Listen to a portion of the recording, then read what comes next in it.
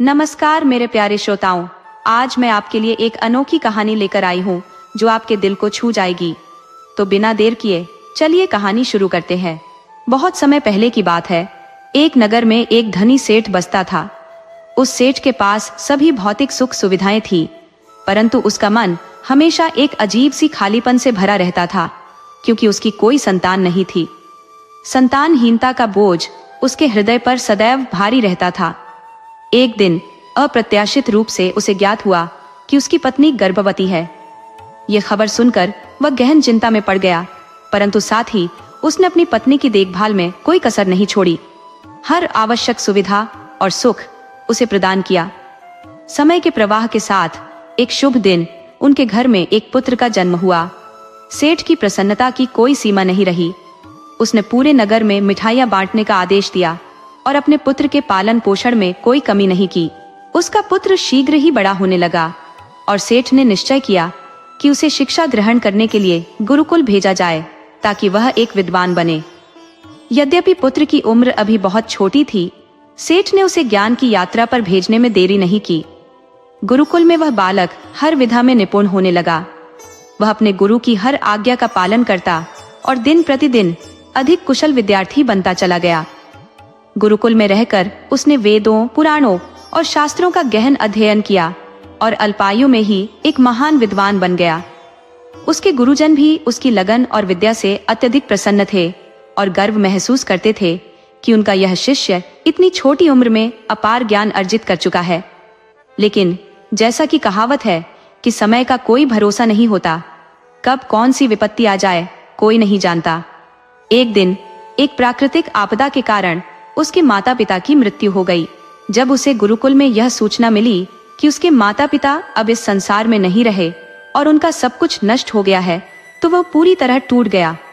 उसे लगा जैसे उसके जीवन का आधार ही समाप्त हो गया हो। उसका इस संसार से मोह भंग हो गया और उसने निश्चय किया कि शिक्षा पूर्ण करने के पश्चात वह अपना जीवन मानव सेवा में समर्पित करेगा। कुछ समय बाद जब उसकी शिक्षा पूर्ण हुई तो वह गुरुकुल छोड़कर सन्यासी बन गया। उसने सांसारिक सुख सुविधाओं का त्याग कर हिमालय के घने जंगलों में जाकर कठोर तपस्या की। वर्षों की तपस्या के बाद वह एक महान संत के रूप में उभरा और धीरे धीरे उसकी ख्याति चारों ओर फैलने लगी। दूर दूर से लोग उसकी शिक्षा और परामर्श के लिए आने लगे। वह बड़ी सहजता से लोगों की समस्याओं का समाधान कर देता, जिससे वह पूरे राज्य में प्रसिद्ध हो गया। लेकिन जिस नगर में वह निवास करता था, वहां का राजा अत्याचारी और क्रूर था। जब राजा को उस संत के बारे में ज्ञात हुआ तो उसने उससे मिलने का निर्णय लिया। एक दिन प्रातःकाल राजा अपने महल से बाहर निकला और उस संत से मिलने का निश्चय किया। राजा चलकर संत की कुटिया तक पहुंचा। जैसे ही राजा ने उस संत को देखा, वह उनके तेजस्वी चेहरे से प्रभावित हुए बिना न रह सका। राजा ने उनके चरणों में नमन किया और उनकी उपस्थिति में बैठ गया। संत से बातचीत करने के दौरान राजा के मन में एक गहरी शांति का अनुभव हुआ, मानो उसके भीतर की हलचल थम गई हो। राजा पहली ही मुलाकात में संत के व्यक्तित्व से इतना प्रभावित हुआ कि उसने उसी क्षण से अच्छाई और सद्गुणों के मार्ग पर चलने का संकल्प कर लिया। राजा सोचने लगा कि अगर इस अल्प समय में यह संत मुझे इस प्रकार परिवर्तित कर सकता है, तो यदि यह हमेशा मेरे साथ रहे तो मेरे जीवन की दिशा ही बदल जाएगी। यही विचार मन में आते ही राजा ने संत से आग्रह किया कि वे उसके साथ महल चले। राजा के इस आग्रह को संत ने ठुकराया नहीं और सहर्ष महल चलने के लिए तैयार हो गए। राजा उन्हें राजमहल लेकर पहुंचा, जहां संत का अत्यंत आदर सत्कार किया गया। उनके लिए शाही भोजन की व्यवस्था की गई। भोजन के उपरांत संत ने राजा को धन्यवाद दिया और जाने की आज्ञा मांगी, परंतु राजा नहीं चाहता था कि संत महल छोड़कर जाएं। उसने निवेदन किया, महाराज, आप हमारे बागीचे में जब तक चाहे निवास कर सकते हैं। आपको यहाँ किसी प्रकार की असुविधा नहीं होगी। आपका यहाँ रहना हमारे लिए और हमारी प्रजा के लिए भी सौभाग्य की बात होगी। संत ने राजा का यह प्रस्ताव स्वीकार कर लिया। राजा ने तत्परता से आदेश दिया कि बगीचे में संत के लिए एक सुंदर कुटिया और सभी आवश्यक वस्त्र, भोजन और अन्य सुविधाओं की व्यवस्था की जाए। सेवकों ने राजा के आदेश का पालन करते हुए जल्द ही एक कुटिया बना दी। और संत वहां निवास करने लगे। संत की हर आवश्यक चीज का ध्यान रखा गया और उन्हें समय पर सभी सुविधाएं दी जाती थी। राजा सदैव ये सुनिश्चित करता कि संत प्रसन्न रहे और कभी वहां से जाने का विचार न करे। कुछ वर्षों तक यह क्रम चलता रहा। राजा और रानी के किसी आवश्यक कार्य से दूसरे राज्यों में जाने की नौबत आई और वे अस्थायी रूप से महल से बाहर चले गए। उन्होंने एक सेवक को संत की देखभाल का उत्तरदायित्व सौंपा, परंतु दुर्भाग्यवश सेवक राजा के जाने के बाद बीमार पड़ गया और अपने घर चला गया। फिर वह कभी लौटकर नहीं आया। संत ने इस उपेक्षा को अपना अपमान समझा और क्रोध में आकर राजा से नाराजगी प्रकट की। उन्होंने कहा, हे राजन, यदि तुम कोई जिम्मेदारी निभा नहीं सकते तो उसे लेने का कोई औचित्य नहीं था। राजा ने विनम्रता से माफी मांगी और कहा, हे महाराज, यदि मुझसे कोई भूल हुई हो तो मैं क्षमा चाहता हूँ। कृपया अपना क्रोध शांत करें और बताएं कि आखिर क्या हुआ है। संत ने दुखित स्वर में कहा, तुम्हारे जाने के बाद किसी ने मुझे भोजन तक नहीं दिया। मैं कई दिनों तक भूखा रहा और किसी ने मेरी सुध भी नहीं ली कि मैं किस स्थिति में हूँ। राजा ने संत से बार बार क्षमा याचना की और वचन दिया कि भविष्य में ऐसी कोई गलती नहीं होगी। इसके बाद मामला शांत हुआ और संत ने राजा को क्षमा कर दिया। जब राजा और सन्यासी के बीच गंभीर संवाद हो रहा था, रानी भी चुपचाप उन दोनों की बातचीत सुन रही थी और स्थिति को ध्यानपूर्वक देख रही थी। इस बार राजा ने पूरी सावधानी बरतते हुए सन्यासी को किसी प्रकार की शिकायत का मौका नहीं दिया, बल्कि उनकी सेवा में कोई कमी नहीं रखी। कुछ समय बाद राजा को पुनः अपने राज्य से बाहर एक महत्वपूर्ण कार्य के लिए जाना पड़ा, लेकिन इस बार राजा नहीं चाहता था कि उसकी अनुपस्थिति में सन्यासी की देखभाल में कोई चूक हो। इसलिए राज्य छोड़ने से पहले राजा ने अपनी रानी से कहा, जब तक मैं लौट कर ना आऊं, आप स्वयं सन्यासी महाराज की सेवा करेंगी। रानी ने सहमति व्यक्त करते हुए कहा, जी महाराज, आप निश्चिंत होकर जाएं, मैं सन्यासी महाराज की सेवा उचित रूप से करूंगी। इसके बाद रानी प्रतिदिन अपने हाथों से भोजन तैयार कर सन्यासी महाराज को भिजवा देती थी। लेकिन एक दिन जब रानी स्नान करने गई, वह भोजन भेजना भूल गई। सन्यासी ने काफी समय तक प्रतीक्षा की, परंतु जब भोजन नहीं आया तो वह चिंतित हो गए। उन्होंने सोचा, आज भोजन क्यों नहीं आया। इसके बाद उन्होंने निश्चय किया कि स्वयं महल जाकर देखे कि क्या हुआ। सन्यासी महल में पहुंचे और वहां उनकी दृष्टि रानी पर पड़ी। रानी के लंबे रेशमी काले बाल जो उसकी कमर तक लहराते थे, उसकी काजल भरी आंखें जो देखने वाले को मंत्रमुग्ध कर देती थी, और उसकी हिरनी जैसी चाल ने सन्यासी को चौंका दिया। रानी का अनुपम सौंदर्य उनके मन में गहरे उतर गया। वह बिना कुछ कहे अपनी कुटिया लौट आए, लेकिन रानी का रूप उनके मन से निकल ही नहीं सका। सन्यासी ने खाना पीना छोड़ दिया और दिनों तक कुछ भी ग्रहण नहीं किया। धीरे धीरे उनकी सेहत बिगड़ने लगी और वह अत्यंत दुर्बल हो गए। जब राजा महल वापस लौटा और सन्यासी की इस दयनीय स्थिति के बारे में जाना, तो वह तुरंत सन्यासी के पास पहुंचे। राजा ने कहा, हे भगवान, आपको क्या हो गया? आप इतने कमजोर कैसे हो गए, जबकि मैं राज्य में हूँ? किस बात की चिंता आपको सताती है? क्या मुझसे कोई गलती हो गई है? सन्यासी ने उत्तर दिया, राजन, आपसे कोई भूल नहीं हुई। राजा ने पुनः पूछा, तो फिर समस्या क्या है? कृपया मुझे बताएं, मैं आपकी परेशानी का समाधान अवश्य करूंगा। तब सन्यासी ने कहा, राजन, आपकी रानी के अनुपम सौंदर्य ने मुझे मोह लिया है। अब मैं उनके बिना जीवित नहीं रह सकता। ये सुनकर राजा हैरान रह गया और कुछ देर विचार करने के बाद उन्होंने कहा, हे भगवान, यदि रानी के कारण आपकी यह स्थिति हो गई है तो मैं आपको रानी दे दूंगा। राजा की बात सुनकर सन्यासी व्याकुल हो गया। इसके बाद राजा सन्यासी को महल ले आए, जहां रानी ने अपने सबसे सुंदर वस्त्र और आभूषण धारण कर रखे थे। राजा ने रानी से कहा, आपको इस सन्यासी महाराज की सहायता करनी चाहिए।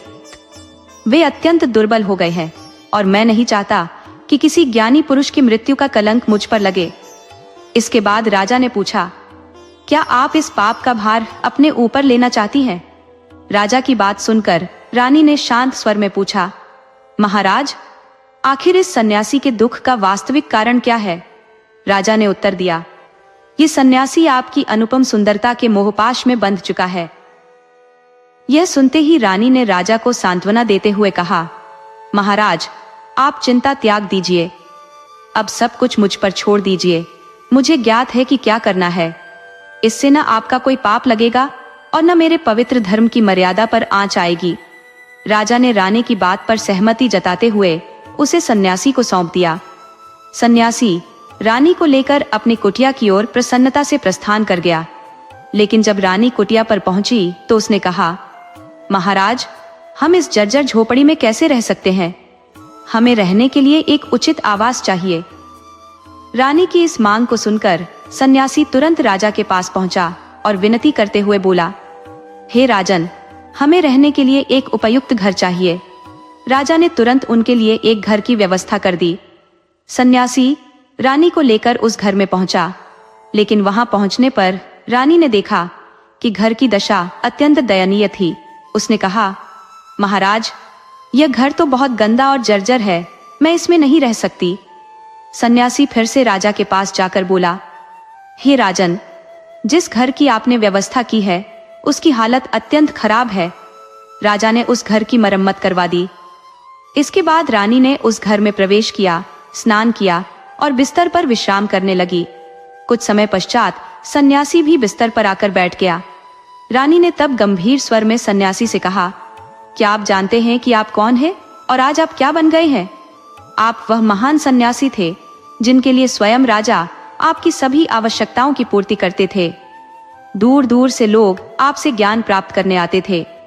आप वह थे जो सत्य की राह दिखाते थे, लोगों की समस्याओं का समाधान करते थे, जिन्हें सभी गुरु मानकर पूजते थे।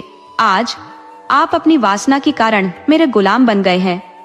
रानी के इन कठोर शब्दों ने सन्यासी को भीतर तक झकझोर दिया। उसे एहसास हुआ कि वह तो वह सन्यासी था जिसने जीवन का त्याग कर लोगों के कल्याण के लिए अपना जीवन समर्पित किया था। उसे स्मरण आया कि उसने संसारिक सुखों का त्याग करके शांति की खोज में वनवास लिया था और आज वह कितना बदल चुका है। जब सन्यासी को यह सत्य का बोध हुआ, वह गहरे पश्चाताप में डूब गया और फूट फूट कर रोने लगा। हाथ जोड़कर रानी से विनती की, मुझे क्षमा कीजिए महारानी, मैं बड़ी भूल करने जा रहा था। मैं अभी आपको राजा के पास वापस छोड़ आता हूँ। सन्यासी की यह बात सुनकर रानी ने उसे रोकते हुए कहा, महाराज, मेरे मन में एक प्रश्न उत्पन्न हो रहा है, कृपया मेरे प्रश्न का उत्तर दीजिए। सन्यासी ने उत्तर दिया, कहिए महारानी, आपका क्या प्रश्न है? रानी ने कहा, जब उस दिन आपको भोजन नहीं मिला था तब आप अत्यधिक क्रोधित हो गए थे। वह आपके स्वभाव का एक नया रूप था जिसे मैंने पहली बार देखा। तब से ही मैं आपके व्यवहार में एक परिवर्तन देख रही हूँ। आखिर ऐसा क्यों हुआ? महाराज, आपको इतना क्रोध क्यों आया? रानी के सवाल का उत्तर देते हुए सन्यासी ने गहरी सांस ली और बोला, महारानी, जब मैं वन में था तब मुझे अपने लिए हर चीज का प्रबंध खुद करना पड़ता था।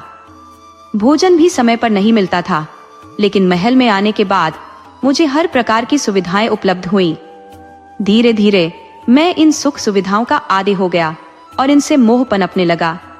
यह मोह इतना बढ़ा कि लालच का रूप ले लिया और मैं सोचने लगा कि यह सब तो मेरा अधिकार है। जिस दिन मुझे भोजन नहीं मिला तब मेरे अंदर क्रोध का जन्म हुआ जिसे मैं नियंत्रित नहीं कर सका। सन्यासी ने आगे कहा, महारानी, यह सच है कि जब हमारी इच्छाएं पूरी नहीं होती तो क्रोध उत्पन्न होता है और जब पूरी हो जाती है तो लालच बढ़ता है। महल में रहते हुए मेरी हर इच्छा पूरी होती रही और यही इच्छा पूरी होने की लालसा मुझे वासना की जंजीरों में जकड़ती गई। अंततः मैं आपके प्रति आकर्षित हो गया। ये कहते हुए सन्यासी राजा के पास गया और गहरा पश्चाताप करते हुए बोला, हे राजन, मुझे क्षमा करें, मुझे अपनी भूल का एहसास हो गया है। मैं अपनी इच्छाओं के वशीभूत होकर गलत राह पर बढ़ रहा था, लेकिन अब मुझे सच्चाई का बोध हो गया है और मैं जान गया हूँ कि यह मार्ग विनाश का है। सन्यासी ने राजा से कहा, हे राजन, मनुष्य के पतन का कारण 4 अवगुण होते हैं। ये 4 अवगुण हर व्यक्ति में होते हैं, लेकिन जो व्यक्ति इन पर विजय पा लेता है वह जीवन की कठिनाइयों और दुखों से बच जाता है। जो इन पर नियंत्रण नहीं रख पाता वह बर्बादी की कगार पर पहुंच जाता है। राजा ने गंभीर होकर पूछा, महाराज, वे 4 अवगुण कौन कौन से हैं जो मनुष्य को बर्बाद कर देते हैं? सन्यासी ने उत्तर दिया, हे राजन, मनुष्य को बर्बाद करने वाला पहला अवगुण है इच्छा। इच्छा हर व्यक्ति के भीतर जन्म के समय से ही बसी रहती है। एक साधारण व्यक्ति के लिए इच्छाओं का त्याग करना अत्यंत कठिन और लगभग असंभव कार्य है। इच्छाओं का कभी अंत नहीं होता। एक इच्छा पूरी होती नहीं कि दूसरी तुरंत जन्म ले लेती है। इसलिए इच्छाओं का पूरी तरह से उन्मूलन करना तो नामुमकिन है, लेकिन उन्हें नियंत्रित रखना अवश्य संभव है। सन्यासी ने आगे कहा, इच्छा सभी दुखों की जड़ है। जो अपनी इच्छाओं पर काबू नहीं पा सकता वह जीवन में कभी सफलता प्राप्त नहीं कर सकता। जब हम अपनी इच्छाओं पर नियंत्रण पा लेते हैं तो हम अपने मन पर भी नियंत्रण पा लेते हैं, और जब हमारा मन हमारे वश में होता है तब हमें सच्चे सुख की प्राप्ति होती है। तब हमारे साथ वही होता है जो हम चाहते हैं। इसलिए अगर कोई मनुष्य अपने जीवन में सुख और शांति चाहता है तो उसे अपनी असंभव इच्छाओं का त्याग करना चाहिए। वही इच्छाएं करो जिन्हें पूरा करना संभव हो। असंभव इच्छाओं के बारे में सोचने मात्र से भी दुख उत्पन्न होता है। फिर सन्यासी ने कहा, हे राजन, मनुष्य को बर्बाद करने वाला दूसरा अवगुण है कामना। कामनाओं का जन्म हमारी इच्छाओं से ही होता है। जब कामनाएं पूरी नहीं होती तो दुख, असंतोष और अशांति का जन्म होता है। इच्छाओं का कोई अंत नहीं होता, और जैसे ही मनुष्य इनकी गिरफ्त में आता है वह इन्हीं के जाल में उलझता चला जाता है। ठीक उसी प्रकार जैसे कामनाओं और वासनाओं का वशीभूत होकर इंसान विवेक खो देता है। इच्छा करना स्वाभाविक है, लेकिन जब ये इच्छाएं कामनाओं में परिवर्तित हो जाती है और फिर कामनाओं का रूपांतरण वासना में होता है, तब वे इंसान को पतन की ओर धकेल देती है। ऐसे समय में वह व्यक्ति सही गलत का भान खो देता है और अंततः उसे दुख और असंतोष के सिवाय कुछ नहीं मिलता। इतिहास में जितने भी संघर्ष हुए हैं उनका मुख्य कारण एक स्त्री को पाने की लालसा रही है। राजाओं ने इस प्रेम में सब कुछ दांव पर लगा दिया है। रावण, जिसे संसार का सबसे बुद्धिमान माना गया, उसने भी सीता की सुंदरता के मोह में आकर अपना सर्वस्व गंवा दिया। उसकी मृत्यु का कारण एक स्त्री ही बनी। कई राजा इस मोहजाल में इतने फंस गए कि वे युद्ध में हार गए, क्योंकि उनका ध्यान केवल स्त्रियों की रासलीला में ही लगा रहा। भगवान ने स्त्री की रचना इस संसार की सृजन शक्ति के रूप में की थी, लेकिन आज के समय में उसे वासना का साधन बना लिया गया है। लोग उसे अपनी इच्छाओं की पूर्ति का जरिया मानते हैं, और जब उन्हें यह साधन नहीं मिलता तो वे विक्षिप्त हो जाते हैं और न जाने क्या क्या कर बैठते हैं। सन्यासी ने आगे कहा, हे राजन, मनुष्य की तीसरी बर्बाद करने वाली आदत क्रोध है। जब व्यक्ति की छोटी छोटी इच्छाएं पूरी होने लगती हैं, तो वह और बड़ी आकांक्षाएं पालने लगता है, और जब वे आकांक्षाएं पूरी नहीं होती तो उसके भीतर क्रोध जन्म लेता है। क्रोध के वशीभूत होकर वह अनियंत्रित हो जाता है और गलत फैसले ले लेता है। वह दूसरों को अपशब्द कहता है, गालियां देता है, और जब उसका क्रोध शांत होता है तब तक बहुत कुछ बर्बाद हो चुका होता है। क्रोध मनुष्य को अंदर से कमजोर बना देता है, और एक कमजोर व्यक्ति कभी सफल नहीं हो सकता। क्रोध के कारण मन में उत्पन्न तनाव जीवन को नष्ट कर देता है। अशांति और दुख का स्रोत भी यही क्रोध है। इसके बाद सन्यासी ने कहा, हे राजन, मनुष्य की चौथी बर्बाद करने वाली आदत है लालच। यह हमारे भीतर उन महत्वाकांक्षाओं से उपजता है जो जीवन में सुख, संपत्ति और समृद्धि के लिए होती है। व्यक्ति अपने लोभ में पड़कर दूसरों का अहित करने लगता है, और इसी लालच में वह अपनी शांति और संतोष को भी दांव पर लगा देता है। इंसान की यह प्रवृत्ति उसे हमेशा हानि की ओर धकेलती है। वह दूसरों को देखकर उनकी संपत्ति की इच्छा करता है, लेकिन अपनी संपत्ति का मूल्य नहीं समझ पाता। लालच का परिणाम हमेशा दुखद होता है, और जो व्यक्ति इसका शिकार बनता है वह कभी सफल नहीं होता। अंत में सन्यासी ने कहा, हे राजन, जो व्यक्ति इन 4 अवगुणों इच्छा, कामना, क्रोध और लालच से दूर रहता है, उसे जीवन में सफल होने से कोई नहीं रोक सकता। इन पर काबू पाने के लिए आत्मसंयम, धैर्य, सहानुभूति और संतोष जैसे गुणों की आवश्यकता होती है। ये गुण मनुष्य को नैतिक और सही मार्ग पर चलने के लिए प्रेरित करते हैं। आत्मनियंत्रण से व्यक्ति अपनी इच्छाओं और कामनाओं पर विजय पा सकता है, और वही इच्छाएं करनी चाहिए जो हमारे नियंत्रण में हो। इससे हम दुखी भी नहीं होंगे और हमारे जीवन में शांति और सफलता बनी रहेगी।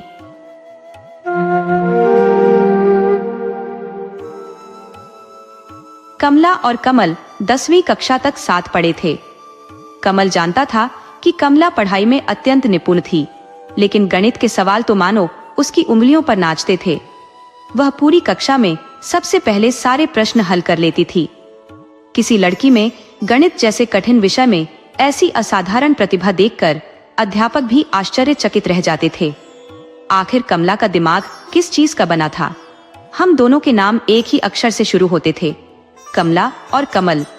इसलिए रोल नंबर भी हमारे आगे पीछे होते थे और यह मेरा सौभाग्य था कि परीक्षा में उसकी सीट हमेशा मुझसे आगे ही होती थी। मैं मासिक और मुख्य परीक्षाओं में गणित के प्रश्न कमला की नजर बचाकर उसकी कॉपी से उतार लेता था। मुझे लगता था कि मैंने बड़ी चालाकी से नकल कर ली है और कोई नहीं जानता, पर यह मेरी गलतफहमी थी। एक दिन गुरुजी हम दोनों के पास ही कुर्सी लगाकर धूप सेकने बैठ गए। मैंने जैसे ही गर्दन उठाई, उन्होंने खा जाने वाली निगाहों से घूरा। मैं सहम कर शांत बैठ गया और आधा पेपर भी हल नहीं कर पाया। अब मुझे चिंता होने लगी कि अब क्या होगा, पास भी हो पाऊंगा या नहीं। तभी गुरुजी ने कुर्सी दूसरी तरफ सरका ली और मैंने मौका पाकर कमला की कॉपी में झांका। वह काम खत्म करके कॉपी बंद कर चुकी थी। मैं हतप्रभ रह गया। अचानक मेरी नजर उसके चेहरे पर पड़ी तो कमला मुझे देखकर मुस्कुरा रही थी। मैंने नजरें चुराईं, लेकिन उसने मेज थपथपाकर इशारा किया और अपनी कॉपी के पन्ने खोल दिए। मेरे सामने तो जैसे खजाना खुल गया और मैंने जल्दी जल्दी सारे उत्तर उतार लिए।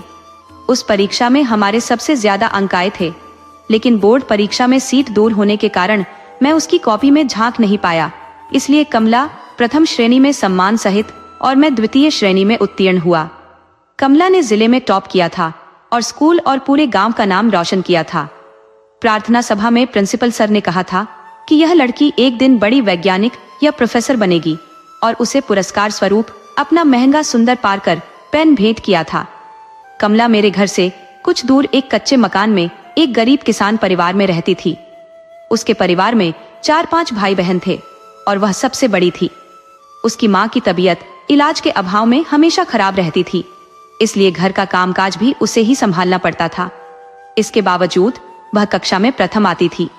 उसके 2 छोटे छोटे भाई बहन थे जो पूरी तरह कमला पर निर्भर थे, इसलिए अब वह अक्सर स्कूल कम आती थी। जब उसकी शिकायत घर पर पहुंची तो उसके पिता ने उसे आगे न पढ़ाने की जिद पकड़ ली। सभी अध्यापकों ने और उसकी सहेलियों ने भी उसके पिता को समझाने की कोशिश की, परंतु उसका बाप टस से मस नहीं हुआ। यह हमारे लिए बहुत दुखदाई बात थी। क्या सच में कमला अब स्कूल नहीं आएगी? हम सभी विद्यार्थी जो उसकी वजह से कठिन गणित, भौतिक विज्ञान और रसायन विज्ञान के होमवर्क कर पाते थे और परीक्षा में पास होते थे, उसे बहुत याद करते थे।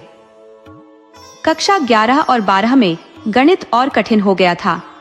मैं चुपचाप कमला के घर जाता और अपनी किताब और कॉपी उसे थमा आता था। वह समय निकालकर मेरे लिए सारे प्रश्न हल कर देती थी। कमला का दिमाग सच में कमाल का था। उसे भी यह सब करने में बड़ा आनंद आता था। मैं किसी को यह नहीं बताना चाहता था कि मैं कमला से प्रश्न पूछता हूँ, इसलिए सबकी नजरें बचाकर उसके घर जाता था। स्कूल में साफ सुथरे कपड़ों में, करीने से खड़े हुए बालों में वह बहुत सुंदर दिखती थी, लेकिन अब उसका रंग कुछ दब सा गया था। चेहरे और बालों की चमक खो गई थी। घर के काम करने से वह थोड़ी कमजोर भी हो चुकी थी, लेकिन मुझे वह बहुत अच्छी लगती थी। हम सभी ने बचपन से जवानी में कदम रखा, क्योंकि समय अपनी रफ्तार से चलता रहता है, किसी के लिए नहीं रुकता। हमारे विचार बदल रहे थे।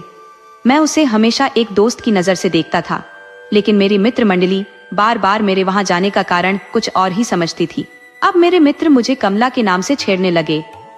एक दिन मेरा एक दोस्त बोला, कमल, तू तो पोस्टमास्टर साहब का लड़का है, उस गोबर फेंकने वाली काली कलूटी कमला के चक्कर में क्यों पड़ता है?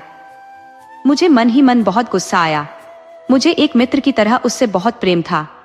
दोस्तों की इन बातों पर मैंने उनसे झगड़ा तक कर लिया था, लेकिन इस झगड़े से उन्होंने मान लिया कि मेरा कमला के साथ कोई चक्कर चल रहा है।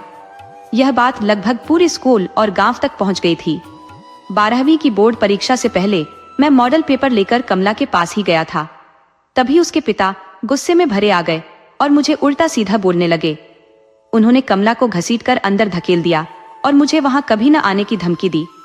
मैंने कमला के पिता को बहुत समझाने की कोशिश की, लेकिन वह बोले, यह पढ़ाई लिखाई का बहाना, मैं खूब समझता हूँ इसके पीछे क्या गुलछर्रे उड़ रहे हैं। मुझे यह सुनकर बहुत शर्मिंदगी महसूस हुई। मैं सर झुकाए घर आ गया। 12वीं का परीक्षा परिणाम आ चुका था। मैं द्वितीय श्रेणी में उत्तीर्ण हुआ था। गणित में मेरे अंक कम थे, लेकिन कमला के बताए गए शॉर्टकट और ट्रिक्स अच्छे से याद हो गए थे, जो प्रतियोगी परीक्षाओं में काम आए, और मेरा चयन इंजीनियरिंग में हो गया। मेरे पिता का तबादला भी अब शहर में हो गया था। वह सिर्फ मेरी बोर्ड परीक्षा के लिए यहाँ रुके हुए थे। वह दिन भी आ गया जब मुझे गांव छोड़कर हमेशा के लिए यहाँ से चले जाना था। हमारी पैकिंग की तैयारियां चल रही थी।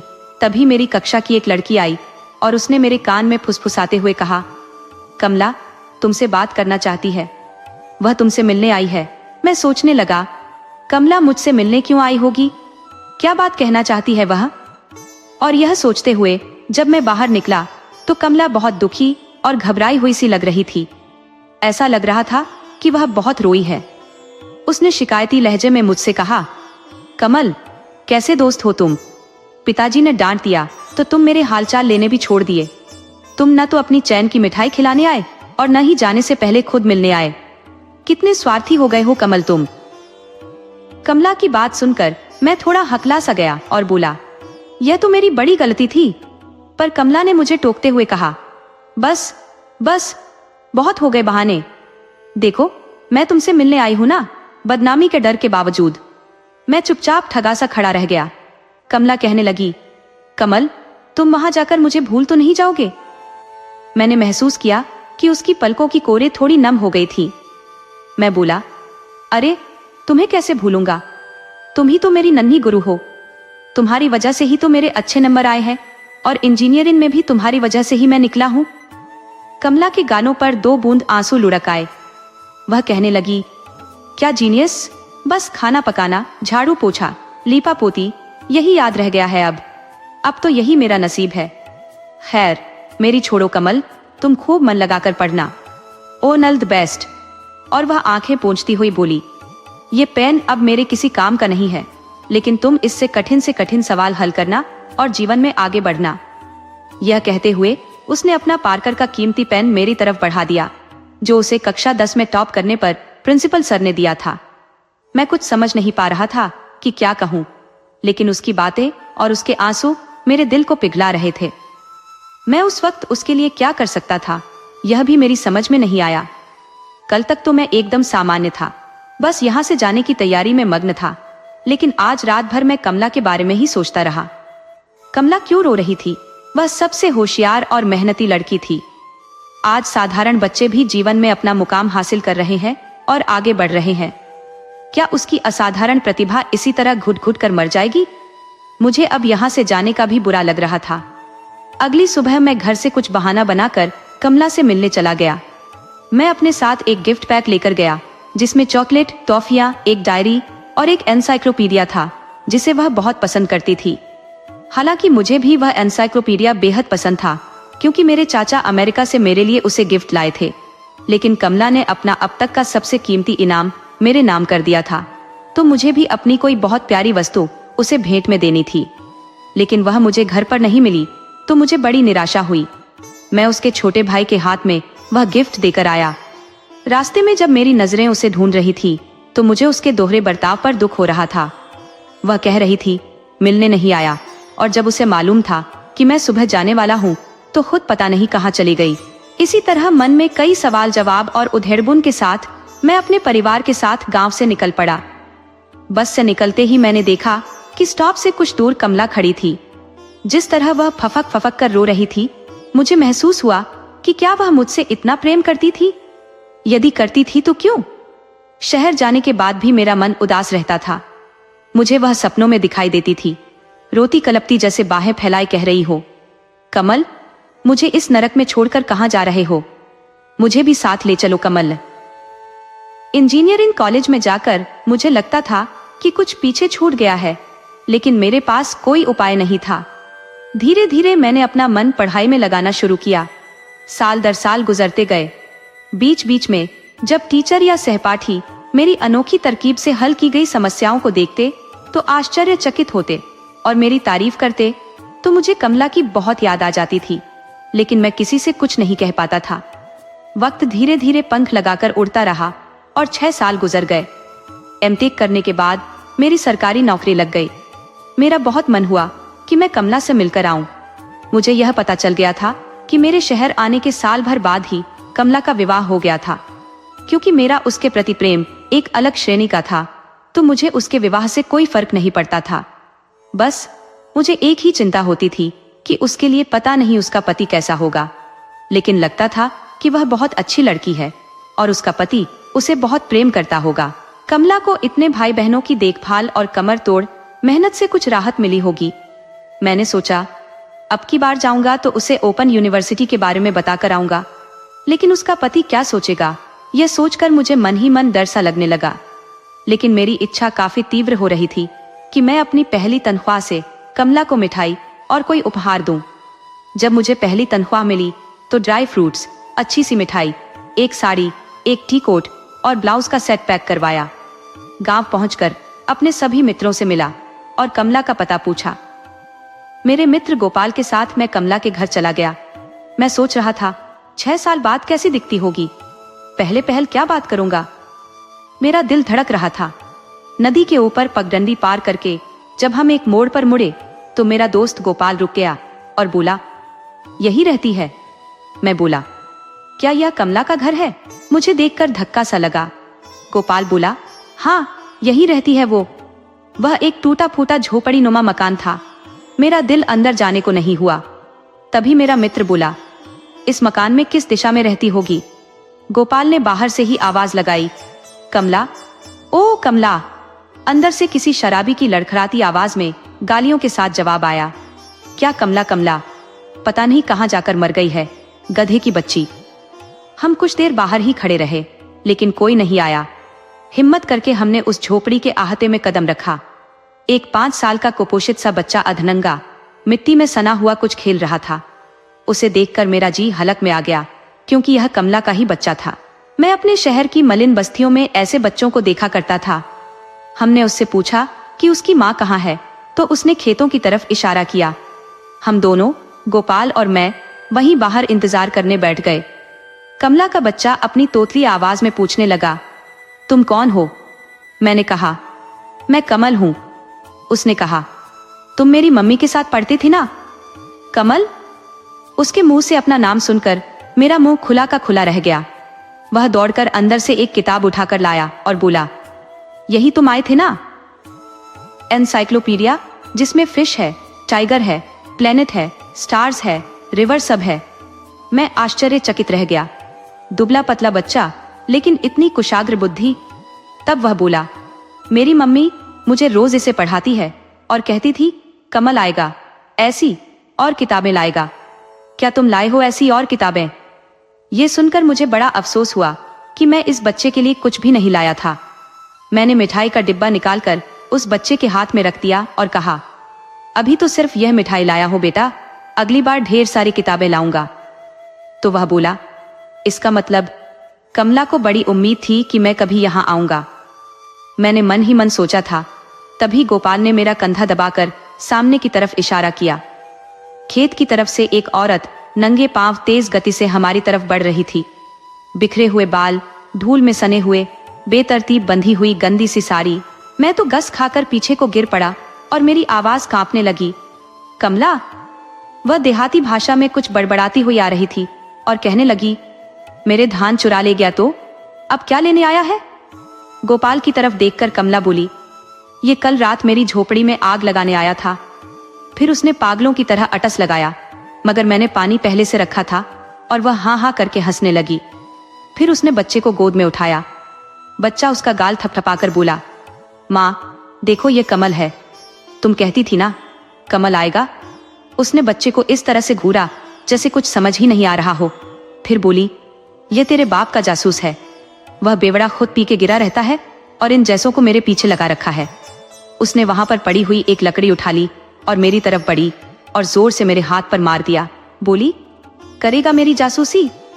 बोल, करेगा? भाग जा साले यहाँ से। नहीं तो तेरे हाथ पांव सब तोड़ दूंगी। मैंने उसे उपहार देने को आगे हाथ बढ़ाए थे।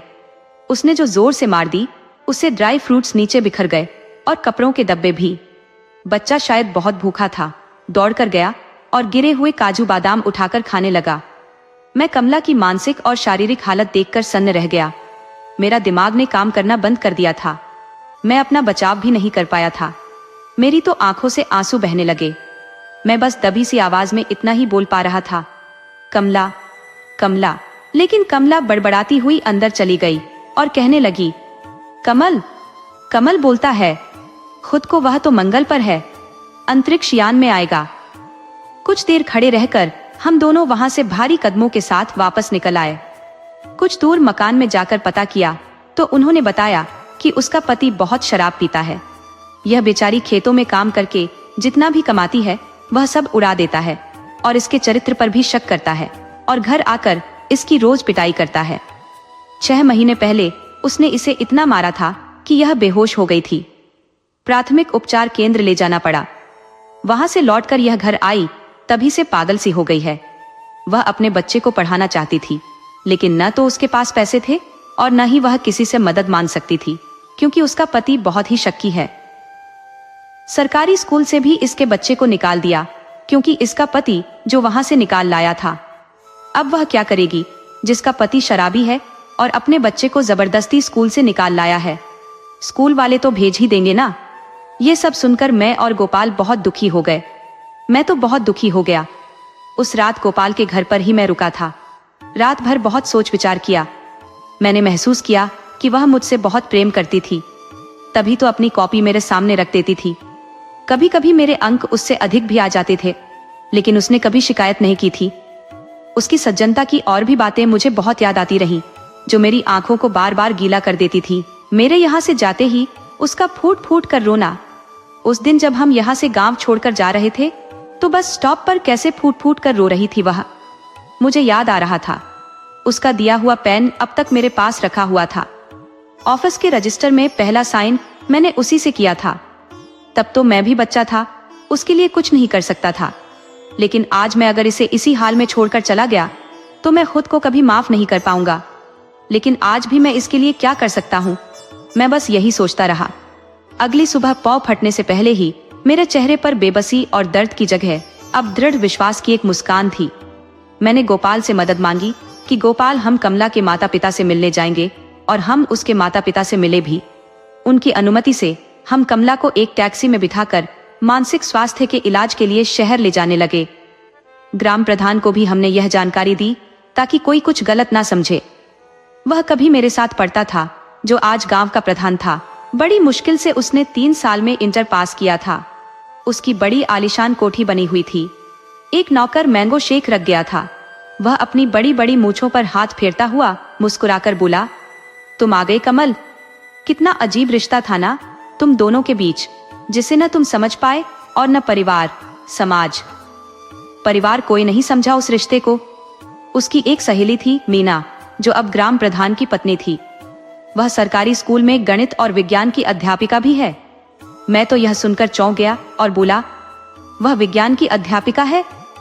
मुझे याद आया, मीना का ध्यान तो पढ़ाई में कम ही लगता था। उसका इस लड़के व अन्य लड़कों से कईयों से प्रेम प्रसंग चलता रहता था। मुझे तो बड़ा आश्चर्य हुआ कि वह अध्यापिका कैसे बन गई, और वह भी गणित और विज्ञान की। लेकिन यही विडंबना है, जिसने कभी कोई रिश्ता नहीं निभाया, कोई दोस्ती नहीं निभाई। उसने कभी कड़ी मेहनत नहीं की और हमेशा तिक्रमों के पीछे भागती रही। गांव वालों ने जब उसे पकड़ा तो उसे उसके घर में बंद कर दिया। कमला की दशा पर सबको तरस आ रहा था, लेकिन कोई भी कुछ नहीं कर पाता था। मुझे तो लगता था कि सब खुश थे। मैंने कमला के बच्चे को गोद में उठा लिया। 10-12 दिन उसे अपने घर में रखकर उसे नहलाया, धुलाया, बाल करीने से कटवाए और उसे पौष्टिक चीजें खिलाई और काम चलाओ अंग्रेजी सिखाई। फिर शहर के एक प्रतिष्ठित बोर्डिंग स्कूल में उसका दाखिला करा दिया। कमला की माता पिता अपने नाती से मिलने आए तो वह भी उसे पहचान नहीं पाए। उसे बड़े बाबू साहब का बेटा समझने लगे। जब मैंने बताया कि यह कमला का बेटा है तो वे बड़े खुश हुए। उनकी खुशी का कोई ठिकाना नहीं था। वे मुझे दुआएं देने लगे और उन्होंने मुझे बहुत सारे आशीर्वाद दिए। कमला की माँ बोली, मेरी बेटी को खुद भी पढ़ने का बहुत शौक था। वह खूब आगे तक पढ़ना चाहती थी। ये सपना उसका कभी पूरा नहीं हो पाया, बस हालातों में फंसकर रह गई। लेकिन आज उसके बच्चे को इतने अच्छे स्कूल में दाखिला मिल गया है, शायद अब उसका सपना पूरा हो सके। आज उसकी तबीयत ठीक होती तो वह यह देखकर झूम रही होती। जुग जुग जियो बेटा कमल, तुमने बहुत अच्छा किया है। फिर हम सभी कमला से मिलने अस्पताल गए, लेकिन मुझे देखते ही वह फिर से बड़बड़ाने लगी। चला जा यहाँ से। मेरा दिल हलक को आ गया। मन ही मन मैं उसकी तरफ देखकर बोलता था, अब भी देर नहीं हुई है, तुम अपने दिल की कह दो। मैंने डॉक्टर से पूछा, डॉक्टर साहब, कमला की सेहत में सुधार कब तक आएगा? डॉक्टर बोले, समय लगेगा सर, धीरज रखिए। मैं उदास तो बहुत था, जी करता कि वह उठ खड़ी हो, मुस्कुराकर मेरे पास चली आए और मैं उसे कस के गले लगा लूं। तूने जीवन में बहुत दर्द कष्ट सह लिया कमला, अब तेरा कमल आ गया है। अपने पैरों पर खड़ा होकर कमला मुझे पहचान तो ले। मुझे बड़ी उम्मीद थी वह जल्दी ठीक हो जाएगी और अपने बेटे को पढ़ाई करता देखकर प्रसन्नता से फूल नहीं समाएगी।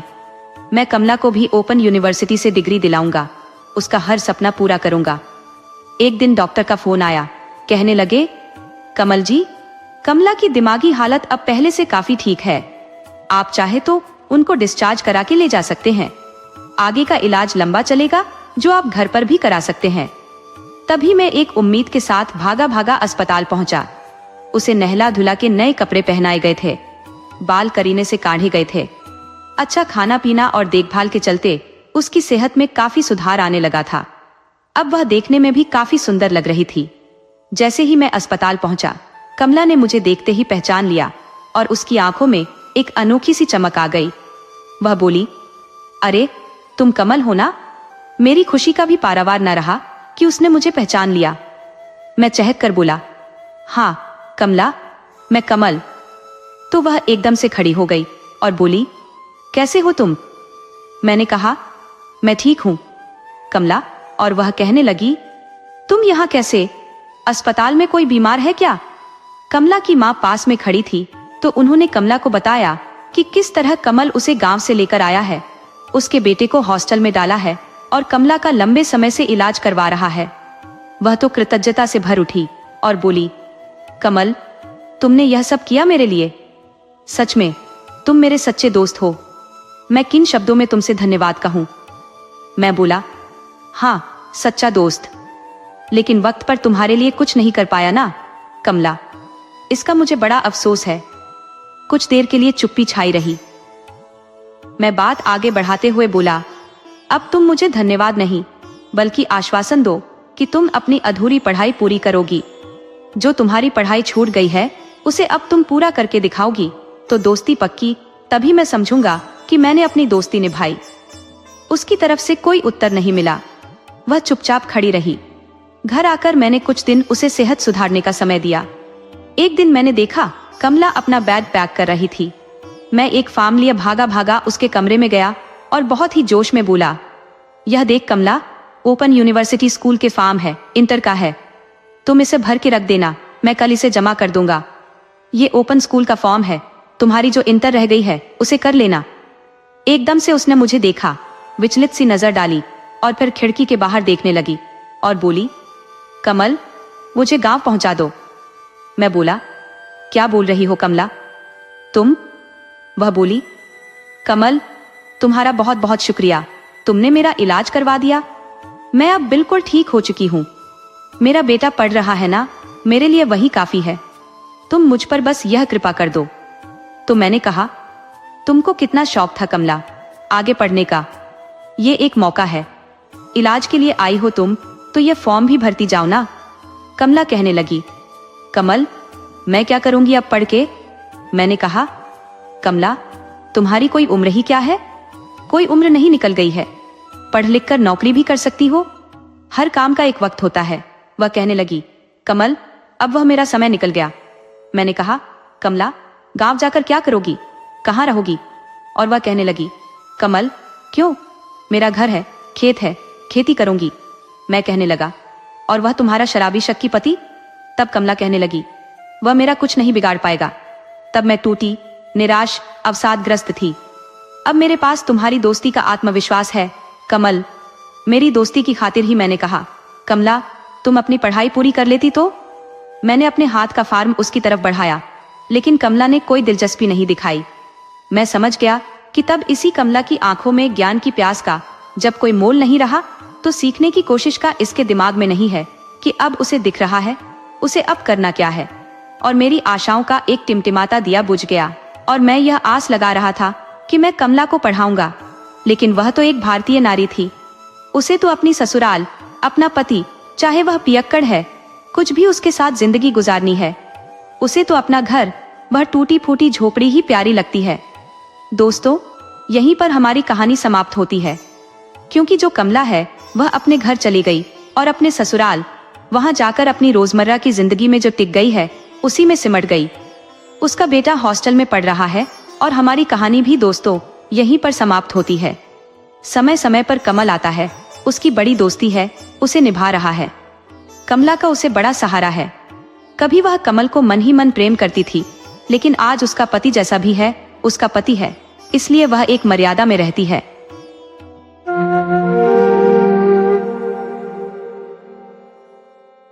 ठाकुर साहब गांव के सबसे प्रतिष्ठित जमींदार थे, जिनके 3 बेटे थे। तीनों बेटों को देखकर ठाकुर साहब का गर्व आसमान छू जाता था। इनमें सबसे बड़ा बेटा जोरावर सिंह था, उसके बाद नवाब सिंह और सबसे छोटा फौलाद सिंह। फौलाद सिंह को बचपन में ही पोलियो हो गया था और गांव के माहौल में जितना इलाज मुमकिन था वो सब हुआ, लेकिन उसके पैरों में जान न लौट सकी, इसलिए वह कभी अपने पैरों पर खड़ा नहीं हो पाया। शुरुआत में तो ठाकुर साहब ने अपने छोटे बेटे की चिंता की, कई वैद्यों से दवा भी लेकर आए, लेकिन जब फौलाद सिंह की स्थिति में कोई सुधार नहीं हुआ तो ठाकुर साहब ने उसे नजरअंदाज करना शुरू कर दिया। यही दुनिया की रीत है। ठाकुर साहब का सारा प्यार और ध्यान उनके दोनों बड़े बेटों पर केंद्रित रहा। फौलाद सिंह, जो घिसट घिसट कर जैसे तैसे चलता, उसने खुद को इस स्थिति के अनुसार ढाल लिया था। भले ही वह चल नहीं पाता था, लेकिन उसने कभी किसी का सहारा लेना पसंद नहीं किया। फौलाद समझ गया था कि लोग सहायता के बदले कुछ न कुछ जरूर चाहते हैं, और उसे लगता था कि वह किसी को कुछ दे पाने की स्थिति में नहीं है। ठाकुर साहब के पास भले ही हजारों हेक्टेयर जमीन थी, लेकिन फौलाद जानता था कि वह हमेशा अपने भाइयों पर निर्भर रहेगा। कभी कभी नकारात्मक सोच भी इंसान को सही दिशा दिखा देती है। फौलाद ने अपने नित्य कर्मों के लिए किसी पर निर्भर न रहने का प्रण किया। वह स्कूल भी नहीं गया, फिर भी उसका ज्ञान अपने भाइयों से अधिक था। वह बांसुरी बजाने में बहुत निपुण था और बांसुरी की धुन से वह अपनी अंदर की पीड़ा को भुला देता था। जोरावर सिंह और नवाब सिंह दोनों की शादी हो चुकी थी। दोनों की पत्नियां बड़ी ठाकुरों की बेटियां थी। जोरावर की पत्नी एक विधायक की बेटी थी, जिससे ठाकुर साहब को राजनीतिक लाभ भी मिला था। नवाब सिंह की पत्नी हालांकि केवल नाम की थी, वह फूहड़ता की प्रतिमूर्ति थी। वह भी एक अमीर बाप की बेटी थी, जो घर के बाहर के काम करने वालों को नौकर समझती थी। घर की सफाई तक का काम वह किसी औरत से करवा लेती थी। बस खाना बनाने का काम बचता था और उसमें भी उसकी जान निकल जाती थी। अक्सर दोनों औरतों की लड़ाई की आवाजें ठाकुर भान सिंह के कानों तक पहुंच जाती थी, जो अपने बड़े बेटों के साथ खेतों में काम में व्यस्त रहते थे। आज गेहूं की कटाई हो रही थी और भले ही मजदूर काम कर रहे थे, लेकिन देख रेख की जरूरत तो थी ही। सुबह सुबह तीनों उठकर खेतों की ओर चले गए। ठाकुर साहब ने कहा, दाता दीन, जरा हवेली तक जाकर खाना ले आना। दाता दीन, जो ठाकुर साहब का पुराना नौकर था, घर के हालातों को अच्छी तरह से जानता था। उसे इस बात का कोई भरोसा नहीं था कि हवेली में आज खाना बना होगा, क्योंकि आदमियों के बाहर जाते ही दोनों औरतों का युद्ध शुरू हो जाता था। आज भी हवेली के बाहर रखी बेंच पर दाता दीन को आराम करने का मौका मिल गया, लेकिन आज जो स्थिति उसने देखी वह पहले कभी नहीं देखी थी। एक औरत अपने खिलाफ सहन कर सकती है, लेकिन अपने मायके वालों के खिलाफ नहीं, और जब मायका ससुराल से बड़ा हो तो दबने का सवाल ही नहीं। बड़ी बहू ने गुस्से में कहा, सुरुचि, खबरदार, अगर मेरे माँ बाप के बारे में कुछ कहा तो तेरी जबान काट लूंगी। मेरे माँ बाप कोई साधारण लोग नहीं है, बड़े घराने के लोग हैं और उनके संस्कार भी बड़े होते हैं। सच तो ये है कि लड़की के संस्कार उसके मायके की प्रतिष्ठा को दर्शाते हैं। मैंने तो अपने मायके में कभी रसोई का काम नहीं किया, पर ससुराल में आते ही पूरे घर की जिम्मेदारी संभाल ली। एक भी दिन ऐसा नहीं गया कि घर पर 10-20 लोग न आए हों, पर कोई भी भूखा नहीं गया। बड़ी बहू की बातें सच थी, लेकिन यह उस समय की बात थी जब घर में देवरानी नहीं आई थी। देवरानी के आ जाने से प्रतिस्पर्धा ऐसी बढ़ी कि अब तो घर वालों को भी भूखा रहना पड़ता था। दाता दीन समझ गया कि आज उसे खाली हाथ लौटना होगा। काम करने वाले मजदूरों को भी पता चल जाएगा, और भले ही सामने कोई कुछ न कहे, पीठ पीछे जरूर बातें होंगी। दाता दीन कभी कभी काम में ढिलाई कर लेता था, लेकिन मालिक के प्रति वफादार था। दाता दीन हवेली की ओर चल पड़ा। कहते हैं, इत्र की महक को चाहे जितना छुपा लो, वो फैल ही जाती है। इसी तरह घर की बातें भी छिपाई नहीं जा सकती। दाता दीन ने ठाकुर साहब की इज्जत बचाने की बहुत कोशिश की, लेकिन मजदूरों के बीच कुछ भी छिपा नहीं रहता। वैसे भी ठेले से खरीदी गई पॉलीथीन की पैकिंग को कौन नहीं पहचान सकता। ठाकुर साहब के घर में बहुओं के बीच एका नहीं था, दोनों में बहुत झगड़े होते थे।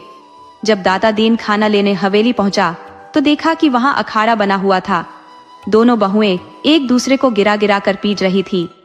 दाता दीन यह सब देख भी नहीं पाया और सर झुकाकर चुपचाप निकल गया। ऐसी कितनी ही बातें लोगों के बीच घूम रही थी। ठाकुर भान सिंह संवेदनशील व्यक्ति थे, लेकिन बेकार की बातों में उलझने का कोई अर्थ नहीं था। फिर भी मन को संतुष्टि मिल रही थी। उन्हें लगा कि दोनों बेटों की पत्नियों को समझाना चाहिए। दोनों अपने अपने तरीकों से पत्नियों को मनाने लगे। घर में खाना नहीं बना था, आदमी भूखे थे, पर औरतें एक दूसरे को नीचा दिखाने में लगी थी। जोरावर ने दामिनी से कहा, देखो उसके मुंह क्यों लगती हो? उसकी तेरे सामने क्या हैसियत है? बड़े घर के लोग छोटे लोगों के मुंह नहीं लगते। जोरावर ने युक्ति से काम लिया और उसकी युक्ति काम कर गई। सुबह से रूठी हुई दामिनी अब गुस्सा छोड़ने को तैयार हो गई। दूसरी तरफ नवाब सिंह ने भी सुरुचि से कहा, बड़े लोगों के मुंह लगने से क्या फायदा? छोटे हमेशा हारते हैं। सुरुचि को यह तर्क हजम नहीं हुआ, लेकिन नवाब सिंह ने समझाया कि बड़े लोग छोटे को नीचा दिखाने का कोई मौका नहीं छोड़ते। दोनों औरतें दिन के विवाद को भूलकर शाम का भोजन बनाने की तैयारी करने लगी, लेकिन ठाकुर भान सिंह अभी भी संतुष्ट नहीं थे। उन्होंने कहा, औरतों का दिमाग तभी खराब होता है जब आदमी ज्यादा डील देते हैं। संसार में किसी ने अपनी पत्नी को प्रेम नहीं किया है। बस हमारे ये दो बेटे ही ऐसे निकले जो अपनी पत्नियों को इतना सिर चढ़ा रहे हैं कि पूरे गांव में मजाक बन गया है। कोई बात नहीं, अभी तो कुछ नहीं हुआ, आगे देखो क्या क्या होता है। ठाकुर भान सिंह आंगन में खड़े होकर जमकर अपनी बड़ास निकाल रहे थे, फिर बाहर बैठक में चले गए। अब उन्हें थोड़ी शांति महसूस हो रही थी और चैन की नींद आई। नींद में उन्हें यह पता ही नहीं चला कि उनकी क्रोध भरी वाणी ने दोनों बेटों के मन में वीरता का भाव भर दिया था। सचमुच बाबूजी सही कह रहे थे कि औरतों को तब तक कुछ समझ नहीं आता जब तक उनकी पूजा न की जाए। सुबह का वक्त था। जब ठाकुर भान सिंह ने हवेली के हालात देखे तो उनके होश उड़ गए। घर की बेकदरी देखकर उनके चेहरे पर चिंता की लकीरें खिंच गईं। रात को दोनों पतियों ने अपने पत्नियों पर मर्दानगी दिखाने की कोशिश की थी, पर परिणाम उलटा निकला। काकी, जो इस नजारे की गवाह थी, सब कुछ देखकर ठाकुर भान सिंह के दिल में घबराहट भर गई। उनके बस में न तो दोनों बहुओं से निपटना था, न ही इन हालातों से। बड़े बड़े घरों की बेटियों को बहू बनाना उनके लिए अब भारी पड़ रहा था। ठाकुर भान सिंह के दिल में कहीं न कहीं यह ख्याल था कि उन्होंने बड़े घर की बहुएं चुनकर सही किया है, लेकिन अब वही उनके लिए सिरदर्द बन गई थी। उन्हें एहसास हो गया कि बेटियों का मायका चाहे कितना भी बड़ा हो, ससुराल में वो अपनी चाल चलती है। मगर कोई भी बाप ये कैसे बर्दाश्त करेगा कि उसकी बेटी को ससुराल में परेशानी झेलनी पड़े। ऐसे मामलों में तो अक्सर ससुराल वालों को जेल की हवा खानी पड़ती है। पर दामिनी और सुरुचि का मकसद उन्हें जेल भेजना नहीं था, अपमान का बदला अपमान से ही लेना था। गांव में तो ये बातें हवा में उड़ रही थीं, कोई ठोस सबूत नहीं था। ठाकुर भान सिंह का सिर शर्म से झुक गया, लेकिन ये वक्त इस शर्मिंदगी में डूबने का नहीं था, बल्कि इस मुसीबत से बाहर निकलने का था। आखिरकार ठाकुर भान सिंह ने अपनी समझदारी का परिचय देते हुए पूरे मामले को गांव की सीमाओं के भीतर ही रोक लिया। अगर बात बाहर जाती तो सब बर्बाद हो जाता। उन्होंने किसी तरह से खुद को और अपने बेटों को बचा लिया। वक्त बदलते देर नहीं लगती और उसी हवेली के आंगन में जहां कभी ठाकुर भान सिंह की आवाज गूंजती थी, अब वहां महिलाओं की लड़ाई का अखाड़ा बन गया था। हवेली जो कभी पुरुषों की शान का प्रतीक थी, अब महिलाओं की रेसलिंग का मैदान बन गई थी। दोनों ठाकुर रानियां दामिनी और सुरुचि एक दूसरे से कम नहीं पड़ने के लिए किसी भी हद तक जाने को तैयार थी। कभी लगता कि दामिनी ने सुरुचि को मात दे दी तो अगले ही पल सुरुचि अपनी चाल से वापसी करती। अगर यह असल रेसलिंग का मैच होता तो दर्शक तालियां बजाने पर मजबूर हो जाते। घर के मर्दों के पास इस लड़ाई को देखकर भी अनदेखा करने के सिवा कोई चारा नहीं था। अब तो ठाकुर साहब और उनके बेटे को भी ठेले वाले से पूरियां मंगाने में कोई शर्म महसूस नहीं होती थी। दीवार के विवाद में सबसे ज्यादा फायदा ठेले वाले का ही हुआ था। हर रोज कुछ न कुछ नया हुआ करता, जिससे उसकी दुकानदारी चलती रहती। ठाकुर साहब अब उसके नियमित ग्राहक बन चुके थे। गांव में हर कोई इस घटना को लेकर चर्चाएं करता। कुछ लोग जासूस बनकर छटपटी खबरें फैलाते, जिनमें से ज्यादातर झूठी होती। पूरे गांव में एक ही व्यक्ति था जो वास्तव में ठाकुर साहब के दुख से दुखी था, जो उनकी परेशानी दूर करना चाहता था। उस व्यक्ति की छोटी सी बुद्धि में एक उपाय था जिससे सब कुछ बदल सकता था। ठाकुर साहब के नौकर दातादीन के दिल में कई बार बड़े बड़े ख्याल आते, लेकिन वो उन्हें कह नहीं पाता। बहुत जरूरत पड़ने पर ही वो बोलता। एक दिन ठाकुर भान सिंह ने पूछा, दातादीन आजकल क्या सोच रहा है? दातादीन ने उत्तर दिया, कुछ नहीं मालिक। इस तरह ठाकुर भान सिंह और उनके परिवार के हालात बिखरते चले गए और हवेली की दीवारें धीरे धीरे खामोश हो गई, जैसे उन पर जमी रंजिश की परतें गहरी होती जा रही हो। मालिक की सोच इस बात पर अटकी हुई थी कि यह दुनिया किस तरह नैतिकता की राह से भटकती जा रही है। धर्म और अधर्म के बीच की सीमाएं धुंधली हो गई है। मेरे चचेरे भाई की उम्र 40 के पार हो गई, लेकिन शादी अब तक नहीं हुई। ऐसे में वो एक जवान लड़की खरीद लाया। राम राम, ये कैसी घोर कलयुग की स्थिति है? ठाकुर साहब बोले, तुम कुछ भी बकते हो? लड़की कोई बकरी थोड़ी है जिसे खरीदा जा सके। दातादीन समझ गया कि मालिक के मन में कौतूहल जाग रहा है। वह भी जैसे एक चतुर व्यापारी की तरह बातें छेड़ रहा था। उसने कहा, मालिक, पहले तो मुझे भी यकीन नहीं था, लेकिन हाथ कंगन को आरसी क्या। बहुत से लोग इसी तरह के पाप करके अपना गुजारा चलाते हैं। कुछ धोखे में प्रेमियों से फंसती है तो कुछ अपने ही रिश्तेदारों की चाल में फंसती है। ये लड़कियां वही हैं जिन्हें मजबूरन बेचा जाता है। ये धंधा कई राज्यों में खूब फल फूल रहा है। सुना है पुलिस भी इसमें हाथ बटाती है। कुछ देर की खामोशी के बाद दातादीन ठाकुर साहब के मन के भावों को ताड़ गया था। उसने कहा, मालिक, मैं सोचता हूँ कि धर्म और अधर्म की व्याख्या बेहद जटिल है। भगवान राम ने भी बाली को धोखे से मारा था, और महाभारत के युद्ध में कर्ण का वध क्या धर्म था? वैसे भी इन लड़कियों को उनके माता पिता भी अपनाने को तैयार नहीं होते। इस तरह उनका जीवन बच जाता है। इनमें मायके की कोई शेख ही नहीं होती और ये घर भी अच्छे से संभाल लेती है। मेरी चाची भी बेहद खुश है। वो पूरे घर का काम करती है और चाची को कोई काम नहीं करने देती। ठाकुर भान सिंह कुछ देर विचार करते रहे, फिर धीरे धीरे अपने मन की बात व्यक्त करने लगे। कुछ भी हो, इन लड़कियों की पवित्रता तो संदिग्ध होती है। दातादीन ने जवाब दिया, मालिक, जैसी कीमत वैसा मान। इस धंधे में पवित्रता की कीमत सबसे ज्यादा होती है। लड़कियों की पवित्रता को संभाल कर रखा जाता है, और जिसकी पवित्रता खंडित हो जाती है वो बाजार में नहीं बिकती। अब आपसे क्या छुपाना मालिक, आप तो खुद समझदार हैं। फिर से शांति छा गई। ठाकुर भान सिंह को एक हल दिखने लगा। हालांकि ठाकुर साहब धार्मिक और नैतिक मूल्यों में विश्वास रखते थे, फिर भी वे इसे सोच समझकर धर्म का रूप देने का मन बना रहे थे, जिसे उनकी आत्मा अभी भी पूरी तरह स्वीकार नहीं कर पा रही थी। अगर सच में इस तरह किसी लड़की को खरीदकर भोला सिंह से शादी करा दी जाए तो सारी समस्याएं खत्म हो जाएंगी। उस लड़की का मायका तो उसे अपनाने से रहा, तो वो किसके बल पर कुछ करेगी? मन में कई तरह के विचार आते जाते रहे। अंत में स्वार्थ ने धर्म पर विजय पाई। अधर्म ने धर्म का चेहरा पहनकर कहा, इसमें अधर्म कहाँ है? जिससे लड़की का जीवन पहले ही बिगड़ चुका है, उसे हम सुधारेंगे। ठाकुर भान सिंह और दाता दीन के बीच आंखों ही आंखों में बात हो गई और दाता दीन मालिक का काम करने निकल पड़ा। ये काम इतना आसान भी नहीं था। आखिर उसे ऐसी लड़की खरीद कर लानी थी जो मालिक की उम्मीदों पर खरी उतरे। कहीं पहले से दूषित लड़की मालिक के परिवार के लिए सही नहीं होगी।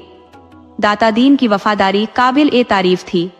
मालिक के काम के लिए उसने कहां कहां नहीं भटका और आखिरकार उसकी तलाश एक लड़की पर आकर रुकी। इस लड़की की पवित्रता पर शंका करने का कोई भी कारण नहीं था। उसके एक करीबी रिश्तेदार ने उसे छल से एक गैंग के हवाले कर दिया था। इसके बाद वह कितने ही संघर्षों से गुजरती हुई यहाँ तक आ पहुंची थी। मुझे भी यह भली भांति ज्ञात था कि भारतीय समाज देवियों की पूजा तो करता है, पर देवी स्वरूप स्त्रियों पर यकीन नहीं करता। उसे लगातार यही समझाया गया था कि अब उसके माता पिता भी उसे स्वीकार नहीं करेंगे। फिर जीवन तो जीना ही है, किसी वैश्या के जीवन से बेहतर है कि वह यहाँ रहे। लड़के का नाम सत्यवती बताया गया था, पर उसे सभी कुछ और ही पुकारते थे। उसकी उम्र लगभग 20 साल थी और गोरा रंग उसके चेहरे की सुंदरता को और भी निखार रहा था। वह इतनी खूबसूरत थी कि ऐसा लगता था विधाता ने उसकी रचना करते समय उसकी सुंदरता पर बहुत ध्यान दिया, पर उसके भाग्य पर ध्यान देना भूल गए। कुछ महीनों पहले ही अपने माता पिता की लाडली बेटी किसी और के पाप का दंड भुगत रही थी। कोलाद सिंह की स्थिति उस बिल्ली के समान थी जो दूर से मांस के टुकड़े को ताक रही थी। अचानक मांस का टुकड़ा गिर गया। उसकी शादी की तो कोई संभावना नहीं थी, पर उसे इतनी सुंदर दुल्हन मिल गई। सुरुचि ने सत्तो को घर की काम करने वाली नौकरानी से अधिक कुछ नहीं समझा था। अब दोनों बड़ी बहुओं के बीच दोस्ती थी। जो झगड़े की वजह थी वह समाप्त हो गई थी। अब एकजुट होकर चलने से लाभ था। छोटी पर दबदबा बना रहेगा। छोटे लोगों को हमेशा दबाकर रखना चाहिए। देवरानी जेठानी आपस में सलाह करती थी, पर न तो दामिनी और न ही सुरुचि को सत्तो के अतीत के बारे में कुछ पता था। कभी उसके पिता उसे ढूंढते हुए आ सकते हैं, इस संभावना का कोई आधार नहीं था। आपस में लड़ते लड़ते यह उनकी आदत बन गई थी कि जब तक किसी पर गुस्सा न निकले उनका खाना हजम नहीं होता था। अब इस गुस्से का पात्र सत्तो बन गई थी और इसमें घर के किसी को भी आपत्ति नहीं थी सिवाय फौलाद सिंह के। फौलाद सिंह के दिल में सत्तो के लिए कोई प्रेम नहीं था। सच कहा जाए तो उसके प्रति अच्छे विचार भी नहीं थे। वह तो इस तरह की शादी के पक्ष में भी नहीं था। उसकी नजर में तीनों ने घर के हालात देखकर बाबूजी को बेवकूफ बनाया और अपना मतलब हल किया।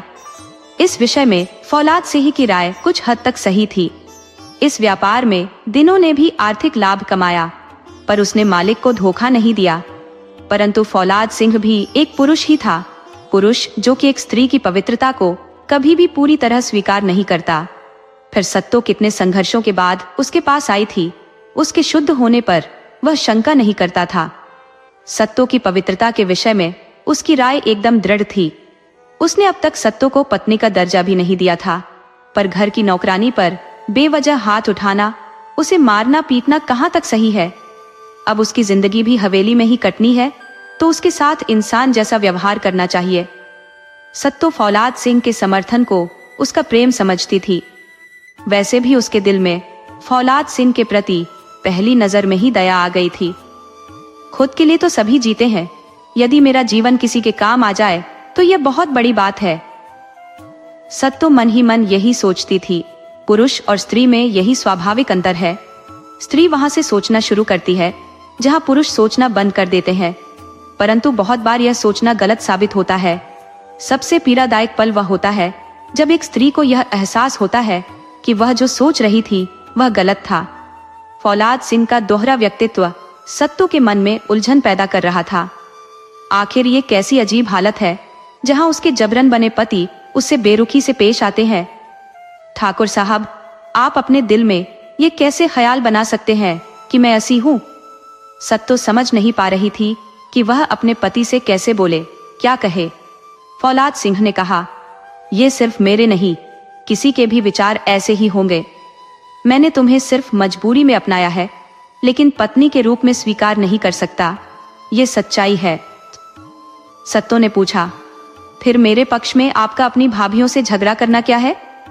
इस पर फौलाद सिंह ने जवाब दिया, आखिर मैं भी एक इंसान हूँ, कुछ तो इंसानियत है मुझ में। सत्तो समझ गई कि फौलाद सिंह आखिरकार एक पुरुष ही है, मगर उसमें इंसानियत का कुछ अंश बाकी है। उसने कहा, ठीक है, मैं समझ गई। मैं अपनी पवित्रता का कोई दावा नहीं करूंगी। मैं एक औरत हूँ और मर्द कब ऐसी बातों से संतुष्ट हुए हैं। फिर भी हमारे बीच एक इंसानियत का रिश्ता तो बन सकता है। फौलाद सिंह ने सत्तो की बात का असल मर्म नहीं समझा। अचानक उसके मन में एक अनजाना ख्याल उठा जो शायद उसके लिए सही नहीं था। उसने कहा, देखो, मैं तुम्हारी तकलीफ समझ सकता हूँ।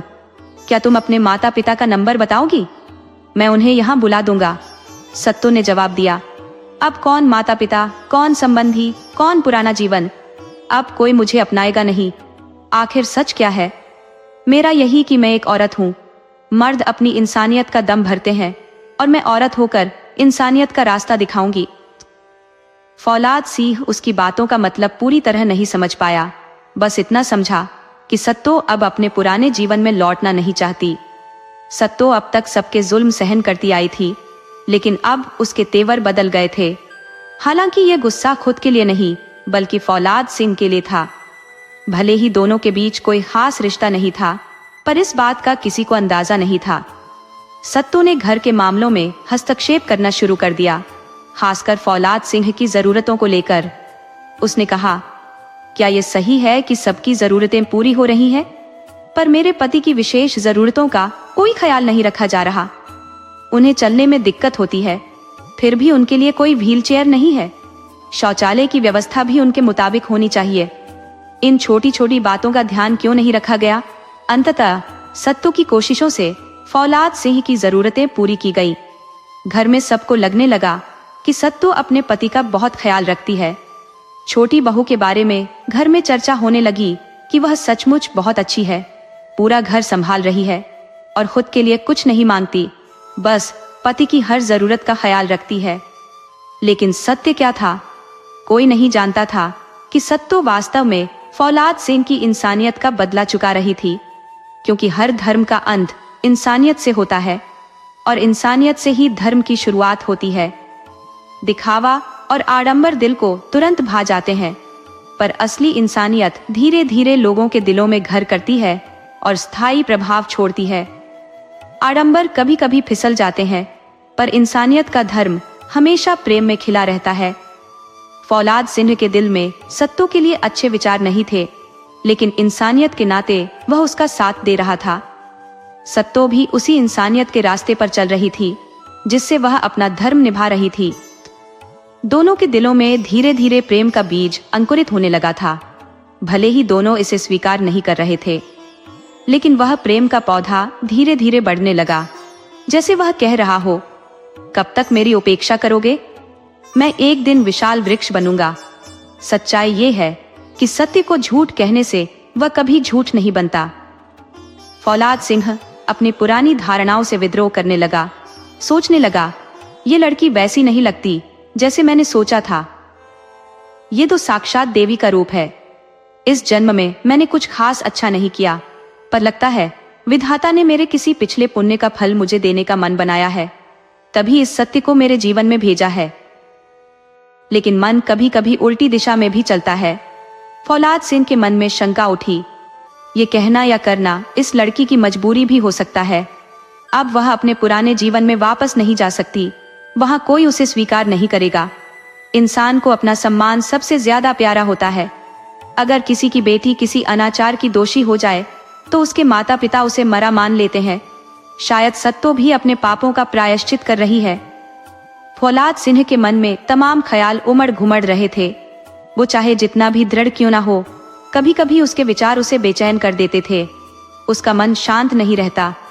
अरे, खुद को इंसान कहने वाले, मानवता का डिंडोरा पीटने वाले, क्या तुमने कभी उस लड़की के बारे में सोचा है? उसका सच जानने की कोशिश की है? उसके दर्द को समझा है? वह सोचता था वो अब तुम्हारी पत्नी है, लेकिन क्या तुमने उसे कभी पत्नी का मान दिया है? उसकी इच्छाओं को समझने की कोशिश की है? फौलाद सिंह का दिल करता था कि एक बार सत्तो को अपने पास बुलाकर उसके मन की बात पूछे, उससे प्रेम से बात करे, पर हर बार उसका अहंकार उसे रोक देता। सत्तो भी अपने मन की उलझनों में फंसी थी। उसे पता था कि वह इतनी मजबूर नहीं है कि अकेले जिंदगी नहीं बिता सके। उसका हुनर, उसकी काबिलियत आज भी उसके साथ है। उसके मन में ये बात पक्की थी कि उसके पुराने जीवन में अब कोई उसे अपनाएगा नहीं। फिर भी वह इतना क्यों सहन कर रही है? क्यों नहीं इस बड़ी दुनिया में निकल जाती? वह अपने हुनर के दम पर कहीं भी अपना जीवन बिता सकती थी, पर हर बार फौलाद सिंह के प्रति उसकी करुणा उसे रोक देती। वह करुणा जो अब प्रेम का रूप ले चुकी थी, पर सत्तो इसे सिर्फ करुणा ही मानती थी। छोटे ठाकुर की कहानी सत्तो को संघर्षों की कहानी लगती थी। उन्होंने भी अपने जीवन में बहुत कुछ सहन किया है। सत्तो का मन करता था कि जब उसने यहीं रहने का फैसला कर लिया है तो एक बार छोटे ठाकुर के पास जाकर उन्हें हिम्मत दे, उनसे कहे, भले ही आपके पास पैर नहीं है, पर ईश्वर ने सभी को कुछ न कुछ खासियत दी है, आपको भी दी होगी। उस छिपी हुई काबिलियत को सामने लाए। क्या आप सच में बेसहारा है? लेकिन सत्तो ऐसा नहीं कर पाती। आखिरकार वह भी एक औरत है, अपना अपमान कैसे भूल सकती है? मानवता का कर्ज उतारना एक बात है, पर उससे आगे वो नहीं बढ़ सकती थी। मानवता के रास्ते पर चलते हुए हवेली में कुछ ही महीनों में बदलाव दिखने लगा। पहली बार इस हवेली में फौलाद सिंह का सम्मान बढ़ा। सत्तो भी सुकून में थी। ठाकुर भान सिंह अब छोटे बेटे और बहू का हालचाल पूछने लगे थे। फौलाद सिंह की जेब में अब कुछ पैसे रहने लगे थे। दुनिया को दिखाने के लिए ही सही, लेकिन उनकी जरूरतें मानी जाने लगी थी। सबसे बड़ा बदलाव तो उस दिन आया जब ठाकुर भान सिंह ने अपनी सबसे छोटी बहू के लिए कुछ गहने बनवाए। सत्तो को पास बुलाकर कहा, बेटी, कुछ हद तक तुम्हारा दोषी मैं भी हूँ, मुझे माफ कर दो। वादा करता हूँ कि आगे से इस हवेली में तुम्हारे साथ कोई अन्याय नहीं होगा। मैं चाहता हूँ कि मेरी छोटी बहू भी दूसरी बहुओं की तरह सज धज कर रहे। मुझे ससुर नहीं बल्कि अपना पिता मानकर ये उपहार लो। सत्तो के दिल में ये बात घर कर गई। उसे अपने पिता की याद आ गई। कैसे उसके पिता उसकी छोटी छोटी खुशियों के लिए जी जान लगा देते थे। उसे नहीं पता कि अब वो उसे याद भी करते होंगे या नहीं। उसका दिमाग कहता था कि शायद उन्होंने उसे भुला दिया होगा, लेकिन दिल कहता था कि ये सच नहीं है। हाँ, वो अभी भी उसकी राह देख रहे होंगे। सत्तो की आंखें आंसुओं से भर गई। जब उसने ठाकुर भान सिंह की तरफ देखा तो उसके सामने जैसे उसके अपने पिता खड़े थे। सत्तो अपने ससुर के चरणों में झुक गई और उसके अंदर का सैलाब आंखों के रास्ते बह निकला। ठाकुर साहब के दोनों पैर धीरे धीरे सत्तो के सिर पर आ गए। सत्तो अपनी पहली जीत की खुशी मना रही थी। घर में वैसे तो दामिनी और सुरुचि दोनों ही सत्तो को छोटा समझती थी और उस पर हुक्म चलाना अपना हक मानती थी। ये उनकी गलती नहीं बल्कि उनके संस्कारों की वजह थी। वे धनी पिता की बेटियां थी और उनमें मानवता का अभाव था। लेकिन जब ठाकुर भान सिंह ने घर में साफ साफ कह दिया कि अब किसी ने छोटी बहू को तंग किया तो घर से निकाल दूंगा, तब दोनों घबरा गईं। उन्होंने समझ लिया कि इस वक्त समझदारी इसी में है कि नरमी से पेश आया जाए। दामिनी की शादी को 5 साल हो गए थे। सुरुचि की शादी को भी 3 साल पूरे होने वाले थे, पर दोनों की गोद अब तक सूनी थी। दामिनी को तो कई डॉक्टरों को दिखाया गया, उपवास और पूजा पाठ भी खूब हुए, पर जब भगवान नाराज होते हैं तो कुछ नहीं हो सकता। अब तक किसी ने ज्यादा ध्यान नहीं दिया था, पर धीरे धीरे सबके मन में यह सवाल उठने लगा कि घर में बच्चे की किलकारियां क्यों नहीं गूंजी। व्रत उपवास से भी ईश्वर खुश नहीं हुए, पर जब छोटी बहू को दिखाने के लिए भी सही बराबरी दी गई तो ईश्वर मानो प्रसन्न हो गए। कुछ ही दिनों में दोनों बड़ी बहुओं के गर्भवती होने की खबर आई। लोग कहने लगे कि यह तो छोटी बहू का असर है। इतने समय से कुछ नहीं हुआ और अब जब छोटी बहू के कदम हवेली में पड़े तो खुशियां भी आईं। हालांकि यह सब महज संयोग था, पर खुशियों के इस पल में एक और चिंता ने घर में जगह बना ली। घर में कोई बड़ी समझदार औरत नहीं थी। अगर ठाकुरानी जानकी देवी जिंदा होती तो बहुओं का साथ देती, लेकिन अब तो बहुएं भी अभी लड़कियां ही हैं। उन्हें इन हालातों की क्या जानकारी। सबसे छोटी सत्तो थी और ठाकुर साहब के लिए यह चिंता का विषय बन गया था। इस स्थिति में उनके समधी और समधिन उनकी मदद कर सकते थे। आखिर यह उनकी अपनी बेटियों का मामला था, इसलिए दोनों समधियों को खुशखबरी के साथ संदेश भेजा गया और उनसे मदद की गुहार की गई। लेकिन हकीकत यह है कि बड़े लोग इन मामलों में अलग तरीके से सोचते हैं। एक सामान्य व्यक्ति ऐसी स्थिति में अपनी बेटियों की देखभाल को प्राथमिकता देगा, लेकिन बड़े लोग हर संबंध को पैसे से तोलते हैं। मानवीयता अक्सर उनके लिए गौण हो जाती है। दोनों समधियों की नजरों में ठाकुर भान सिंह की समझ छोटी थी, इसलिए वो आगे नहीं बढ़ पाए। उन्होंने सोचा, क्या हम अपनी बेटियों की देखभाल खुद करेंगे? ये काम तो किसी नर्स से भी हो सकता है, फिर हमें क्यों परेशान किया जा रहा है? ऊपर से तो उन्होंने ठाकुर साहब से कुछ नहीं कहा, पर दोनों के पास अनगिनत बहाने थे। दामिनी की मां ने कहा कि वह खुद अपनी देखभाल नहीं कर पा रही है, और सुरुचि के घर से भी तरह तरह के बहाने आ गए, ऐसे बहाने जिन्हें मानना हर किसी की मजबूरी थी। गांव में बहुएं अपने ससुर से सीधे बात नहीं करती, उनसे पर्दा करती हैं। लेकिन जिस दिन ठाकुर साहब ने सत्तू को बेटी का दर्जा दिया, सत्तू ने उन्हें ससुर की जगह पिता मान लिया। हर समय तो नहीं, लेकिन जब भी ठाकुर साहब को चिंता में देखती तो उनसे बात करने लगती। सत्तू ने कहा, पापा जी, आप परेशान लग रहे हैं। ठाकुर साहब बोले, हाँ बेटी, हमारे गांव में कोई नर्स नहीं है और अब तुम्हारी भाभियों को आराम की जरूरत है। ऐसे में उनकी देखभाल कौन करेगा, यही चिंता की बात है। सत्तू ने कहा, पापा जी, आप बिल्कुल चिंता मत करें, सब कुछ ठीक हो जाएगा, आपको कोई शिकायत नहीं मिलेगी। घर के लोग यह मानने को तैयार नहीं थे कि इस जिम्मेदारी को सत्तू निभा सकती है, पर जब तक कोई नर्स नहीं मिल जाती तब तक काम तो चलाना ही है। सत्तू ने घर को भी संभाल रखा था और फौलाद सिंह की देखभाल भी करती थी। अब सत्तू दोनों जेठानियों की जिम्मेदारी भी संभालने लगी थी। उन्हें क्या खाना देना है, उनकी देखभाल कैसे करनी है, इसका सारा ज्ञान उसे जैसे खुद ब खुद हो गया।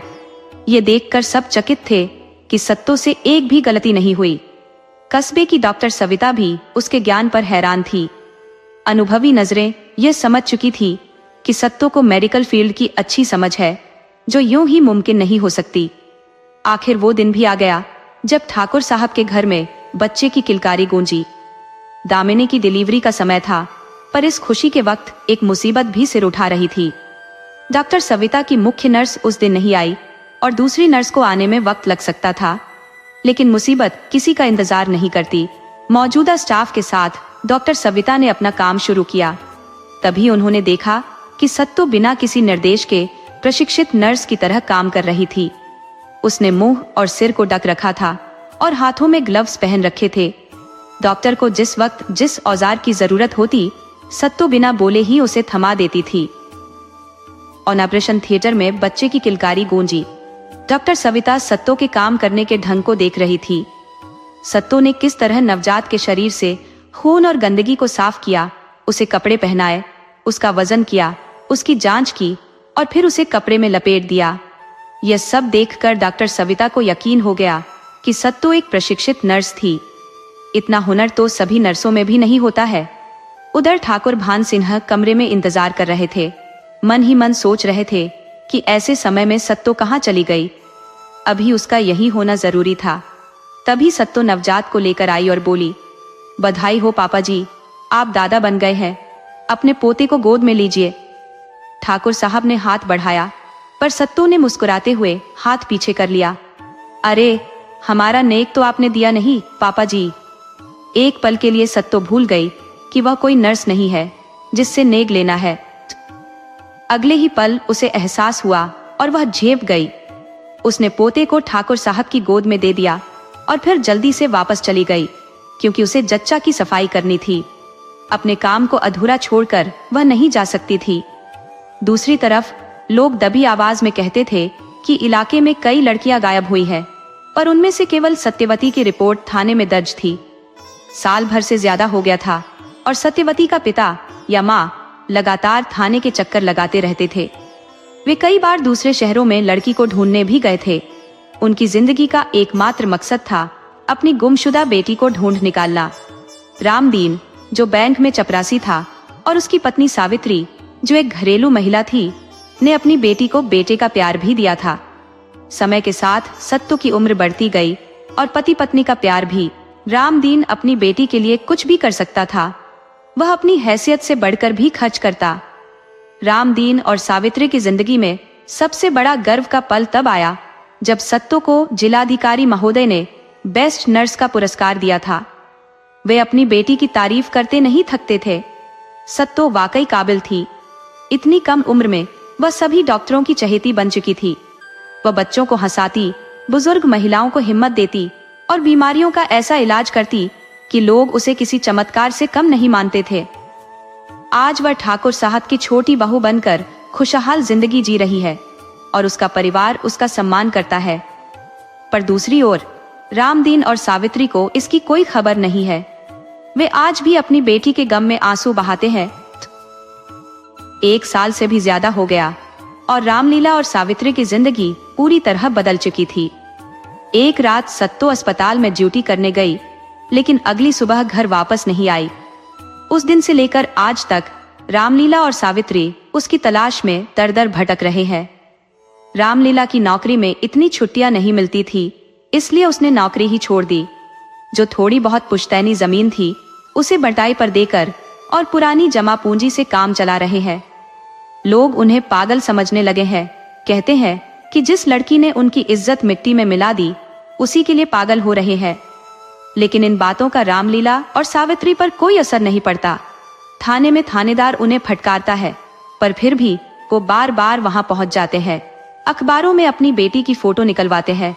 सूचना देने वाले को भारी इनाम देने की घोषणा करते हैं। अब वो अखबार वालों के नियमित ग्राहक बन गए हैं। अखबार वाले भी उन्हें नाराज नहीं करना चाहते, इसलिए उनकी आवभगत करते हैं। लेकिन जैसे ही रामलीला वहां से हटते हैं, अखबार वाले उनकी बेबसी पर हंसते हैं। सोचते हैं कि अब खोज रहा है, पहले ध्यान रखता तो ये नौबत नहीं आती। वे यह भी कहते हैं कि लड़की किसी के साथ भाग गई होगी, हो सकता है किसी कोठे की शोभा बना दी गई हो।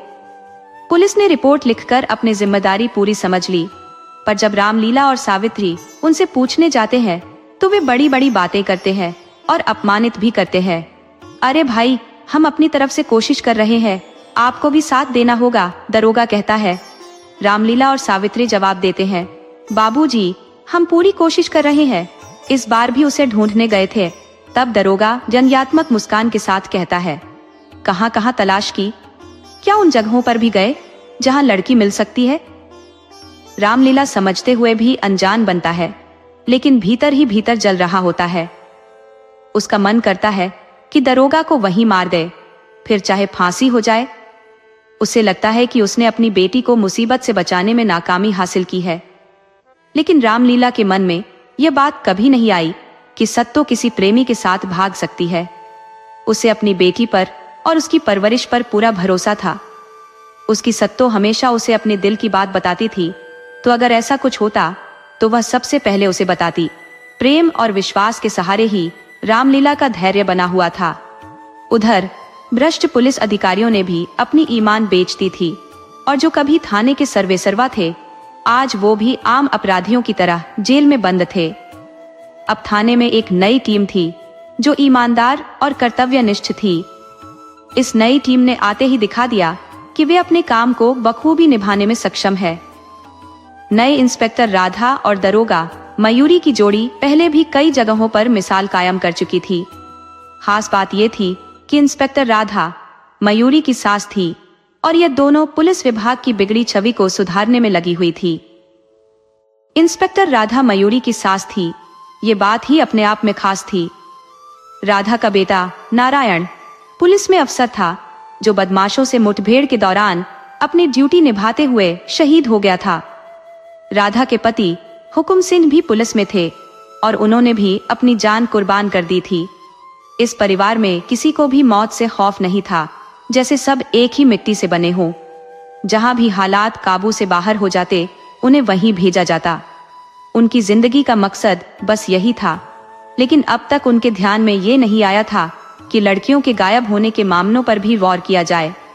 राधा और मयूरी, जो अपनी ड्यूटी को पूजा समझती थी और औरतों की ताकत को अच्छे से जानती थी, अब जब उन्हें सच्चाई का पता चला तो वे चुप नहीं बैठने वाली थी।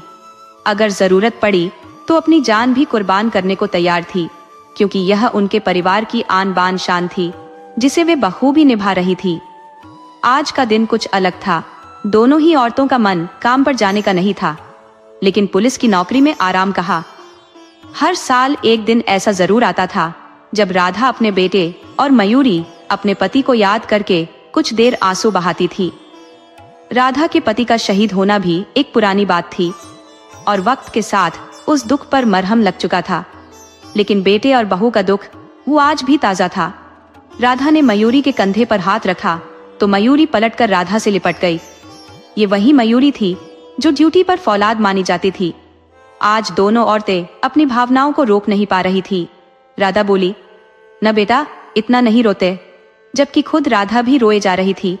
फिर भी वो मयूरी को चुप करा रही थी। मयूरी ने कहा, मम्मा, जरा रोने भी नहीं देती हो? साल में बस एक दिन तो रोने का हक दो। प्रेम के दीपक में आंसू बने घी को बहा लेने दो। राधा ने मयूरी को अपने सीने से चिपका लिया, जैसे माँ अपने छोटे बच्चे को दुख से बचा लेती है।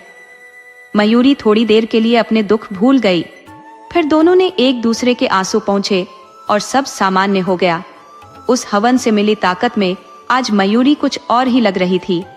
आज उसने वो सभी शिकायतें देखी जो पहले अनदेखी की जा रही थी। मयूरी ने मुंशी को मुकदमा दर्ज करने का आदेश दिया। वैसे ये काम खुद उसी के लिए सिरदर्दी का सबब बनने वाला था, क्योंकि मुकदमा दर्ज करने के बाद सारी जांच पड़ताल और एफआईआर का जिम्मा भी उसी पर था। लेकिन थाने का रिकॉर्ड साफ रखने का एक ही तरीका था, और वो ये कि ज्यादातर शिकायतों को पड़ी रहने दिया जाए। अचानक एक शिकायत पढ़ते ही मयूरी तुरंत उठ खड़ी हुई। एक हवलदार को साथ लेकर वो सीधे उस पते पर निकल पड़ी। इंस्पेक्टर राधा समझ गई कि जरूर कोई बड़ी बात है, क्योंकि मयूरी की काबिलियत पर उन्हें पूरा भरोसा था। उधर रामदीन और सावित्री कितनी बार थाने गए, लेकिन कभी किसी ने उनसे ढंग से बात नहीं की। आज थाने की दरोगा खुद उनके दरवाजे पर खड़ी थी। रामदीन और सावित्री के लिए ये किसी चमत्कार से कम नहीं था। मयूरी ने पूरी जानकारी जुटाकर रामदीन और सावित्री को दिलासा दिया और वादा किया कि वो खुद सत्तों को तलाश करके लाएगी। रामदीन को ऐसा लगा जैसे आज सचमुच माँ दुर्गा उनके घर आई हो। शाम तक मयूरी ने इस मामले की पूरी तहकीकात कर ली थी। सत्तो एक होनहार नर्स थी जो सुबह अस्पताल से घर लौटते वक्त गायब हो गई थी। मुखबिरों से यह भी पता चला कि इस इलाके में और भी लड़कियां गायब हुई हैं। राधा को भी अब चिंता होने लगी कि कहीं मयूरी बिना बताए किसी दबिश पर तो नहीं निकल गई। इस लड़की में बस यही कमी थी, पूरी बात नहीं बताती। तभी मयूरी वापस आकर बोली, मैडम, बड़ी गड़बड़ है। राधा का मन हुआ कि उठकर मयूरी को गले लगा ले, लेकिन ड्यूटी पर भावनाओं से दूर रहना जरूरी था। फिर भी मयूरी की बात सुनकर वो चौंक गई और थोड़ी ही देर में सारे मुखबिर थाने में हाजिर थे। राधा ने तीखी नजरें घुमाते हुए कहा, तुम सब मुफ्त में काम नहीं करते हो, हम तुम्हें मनचाहा मेहनताना देते हैं। मुझे बस एक ही चीज चाहिए, गायब हुई सभी लड़कियों की पूरी जानकारी मेरे पास होनी चाहिए। शहर में कुछ भी असामान्य लगे तो मुझे तुरंत खबर मिलनी चाहिए। गुमशुदा लड़कियों का रहस्य जल्द से जल्द सुलझना चाहिए। राधा फिर मयूरी की ओर मुड़ी और बोली, मयूरी, इस केस की जांच तुम अपने अंदाज में करोगी, लेकिन अगर कुछ बड़ा कदम उठाने का इरादा हो तो मुझे पहले बताना। मयूरी ने सैल्यूट किया और बोली, यस मैडम। उसके बाद वह तुरंत निकल गई। राधा जानती थी कि अब मयूरी घर नहीं लौटेगी। दरअसल यह उनकी दोनों की कमजोरी थी। जब तक अपराधी उनके शिकंजे में न आ जाए तब तक सास बहू चैन से नहीं बैठती थी। कुछ ही समय में सब कुछ बदल गया था। कुछ महीने पहले तक जो सत्ता पर खरी उतरी थी, वो औरत अब सबकी निगाहों में ऊंची उठ चुकी थी। पहले उसे खरीदा हुआ समझा जाता था और कई बार उस पर दामिनी और रुचि ने हाथ भी उठाया था। उसकी पवित्रता पर उसके पति फौलाद सिंह को भी विश्वास नहीं था। लेकिन आज वही औरत सत्या ठाकुर साहब की हवेली की रानी बन गई थी। उसकी दोनों जेठानियां उसे बहुत इज्जत देती थी। अब हवेली में जो कुछ भी होता था वह उसकी मर्जी से होता था। जहां पहले हवेली की बहुओं के झगड़े गांव में चर्चा का विषय होते थे, वहीं आज वहां 3 बहुएं नहीं बल्कि 3 बहनें रहती थी। सत्तों के बाद रुचि की जान पहचान में भी संतों का प्रमुख हाथ था। आज गांव का बच्चा बच्चा जानता था कि सत्तो कोई साधारण लड़की नहीं है। वह एक बेहतरीन नर्स थी, लेकिन गांव में उसे डॉक्टर बहू के नाम से जाना जाता था। युवा लड़कियां उससे सलाह लेने के लिए हमेशा उसके पास आती थी। गांव का कोई भी व्यक्ति बीमार होता तो दरवाजे पर आवाज लगाता, अरे डॉक्टर बहू, जरा अपनी चाची को देख लेना। और वह आवाज देती, अभी आई चाचा। देखती हूँ चाची को क्या हुआ। वैसे तो गांव में बहुएं बड़ों से बोलती नहीं थी, पर सत्तो पर यह नियम लागू नहीं होता था। वह गांव की बहू नहीं बल्कि बेटी थी। पुराने रीति रिवाजों के समर्थक भी अब अपनी धारणाओं से हटने लगे थे। सही बात तो यह है कि वक्त के साथ चलना ही समझदारी है। अगर बहू अपने ससुर से बात करती है तो इसमें परेशानी की क्या बात है। परिवार में सभी को एक दूसरे की जरूरत होती है और बातचीत से समस्याओं का हल भी निकल आता है। सत्तो के साहस की जितनी तारीफ की जाए वो कम है। वह महिलाओं के स्वावलंबन का पाठ पढ़ाने वाली थी, एक ऐसी लड़की जो कभी नहीं थकती। उधर ठाकुर बान सिंह ने अपने नातियों के जन्म पर भव्य समारोह का आयोजन करने का फैसला किया। परिवार में सहमति बनने के बाद तैयारियां शुरू हो गईं। सभी रिश्तेदारों और आसपास के गांवों को निमंत्रण भेजा गया। ठाकुर साहब के मिलने वालों की लंबी सूची थी। सभी को न्योता दिया गया। फिर भी ठाकुर साहब को लग रहा था कि कुछ छूट रहा है। अंततः उन्होंने सत्तो से कहा, बेटी, तैयारियों में कोई कमी तो नहीं रह गई है? सत्तो ने कहा, नहीं पापा जी, सब ठीक है। ठाकुर साहब ने गंभीर स्वर में कहा, फिर मुझे क्यों लगता है कि कुछ छूट रहा है? सत्तो हैरान रह गई। ठाकुर साहब कुछ देर चुप रहे, फिर बोले, बेटी, क्या तुम्हारे माता पिता सचमुच तुम्हें नहीं अपनाएंगे? मुझे तो लगता है कि वे तुम्हें याद कर रहे होंगे। जब मैं तुम्हें अपनी बहू के रूप में स्वीकार कर सकता हूँ तो तुम्हारे पिता तुम पर विश्वास क्यों नहीं करेंगे? मुझे नहीं पता कि तुम्हारे माता पिता कौन है, लेकिन वे निश्चित रूप से महान है, क्योंकि उन्होंने तुम्हारे जैसी गुणी बेटी को जन्म दिया है। एक बार अपने पिता से बात कर लो और अपनी माँ का हालचाल पूछ लो। उन्हें भी इस आयोजन में बुला लो। सत्तो उनके शब्दों पर विचार करने लगी। उसका मन दुविधा में था। क्या उसके माता पिता सचमुच उसे याद कर रहे होंगे या उसे भूल चुके होंगे? जब बात सम्मान की आती है तो लोग अपना प्रेम तुरंत त्याग देते हैं। ससुर जी की बात सत्य है, लेकिन क्या यह संभव नहीं है कि अगर उन्हें पता चले कि मैं यहाँ हूँ तो वे इस परिवार पर संकट डाल देंगे? कैसे वे स्वीकार करेंगे कि मैं इस घर में हूँ? अब यह मेरा घर है और ससुर जी मेरे पिता है, जेठ जी बड़े भाई है और जिठानियां बड़ी बहनें हैं। अपने अतीत के लिए मैं अपने वर्तमान परिवार को संकट में नहीं डाल सकती। एक दिन मयूरी का फोन बजने लगा। उसने उठाकर कहा, हेलो। दूसरी तरफ से आवाज आई, हेलो मैडम, मैं संतरा बोल रहा हूँ। एक जरूरी खबर देनी है। जतीपुरा गांव की लड़की संध्या कल से लापता है। मयूरी की टीम तुरंत हरकत में आ गई और तकनीकी साधनों का इस्तेमाल करते हुए अपराध की दिशा का सुराग मिला। इंस्पेक्टर राधा ने एक बार फिर मुखबिरों को सतर्क किया, ये लड़की शहर से बाहर नहीं जानी चाहिए, मानव तस्करी का मामला है। जल्द ही अपराधी पुलिस की गिरफ्त में आ गए। लॉकअप में जब उनसे सख्ती से पूछताछ हुई तो कई सफेद पोश भी इस गंदे धंधे में शामिल पाए गए। शिवानी, जो एक जानी मानी समाज सेवी के रूप में मशहूर थी, असल में महिलाओं के एनजीओ की आड़ में तस्करी का काम कर रही थी। लोग उसे देवी मानते थे, पर वह असल में एक राक्षसी निकली। लॉकअप में भी शिवानी के चेहरे पर अहंकार साफ झलक रहा था। उसने राधा से कहा, तुम क्या समझती हो? मेरी ताकत का तुम्हें अंदाजा नहीं है। थोड़ी देर में बाहर निकल जाऊंगी। मेरी शादी तो मैं पलक झपकते ही तुड़वा सकती हूँ। राधा ने उसकी बातों का जवाब एक जोरदार थप्पड़ से दिया, जिससे शिवानी को दिन में तारे नजर आने लगे। राधा ने कहा, ये वर्दी किसी की दया से नहीं मिली है जो इसे उतरवा दे। चाहो तो ऊपर तक जिसे चाहो फोन कर लो। मैं तुम्हें पूरे 2 घंटे का वक्त देती हूँ। देख लो क्या तुम्हारी ताकत तुम्हारे काम आती है। अगर नहीं तो चुपचाप हमारे सारे सवालों के सही जवाब दे देना, नहीं तो तुम्हें बर्फ की सिल्ली पर लिटाकर पिटाई करूंगी, जिससे पूरा शरीर जिंदगी भर दर्द में रहेगा। शिवानी ने 2 घंटे तक नेताओं को फोन घुमाए, लेकिन कोई नतीजा नहीं निकला। राधा की ईमानदारी की धाक के सामने सब खामोश रहे।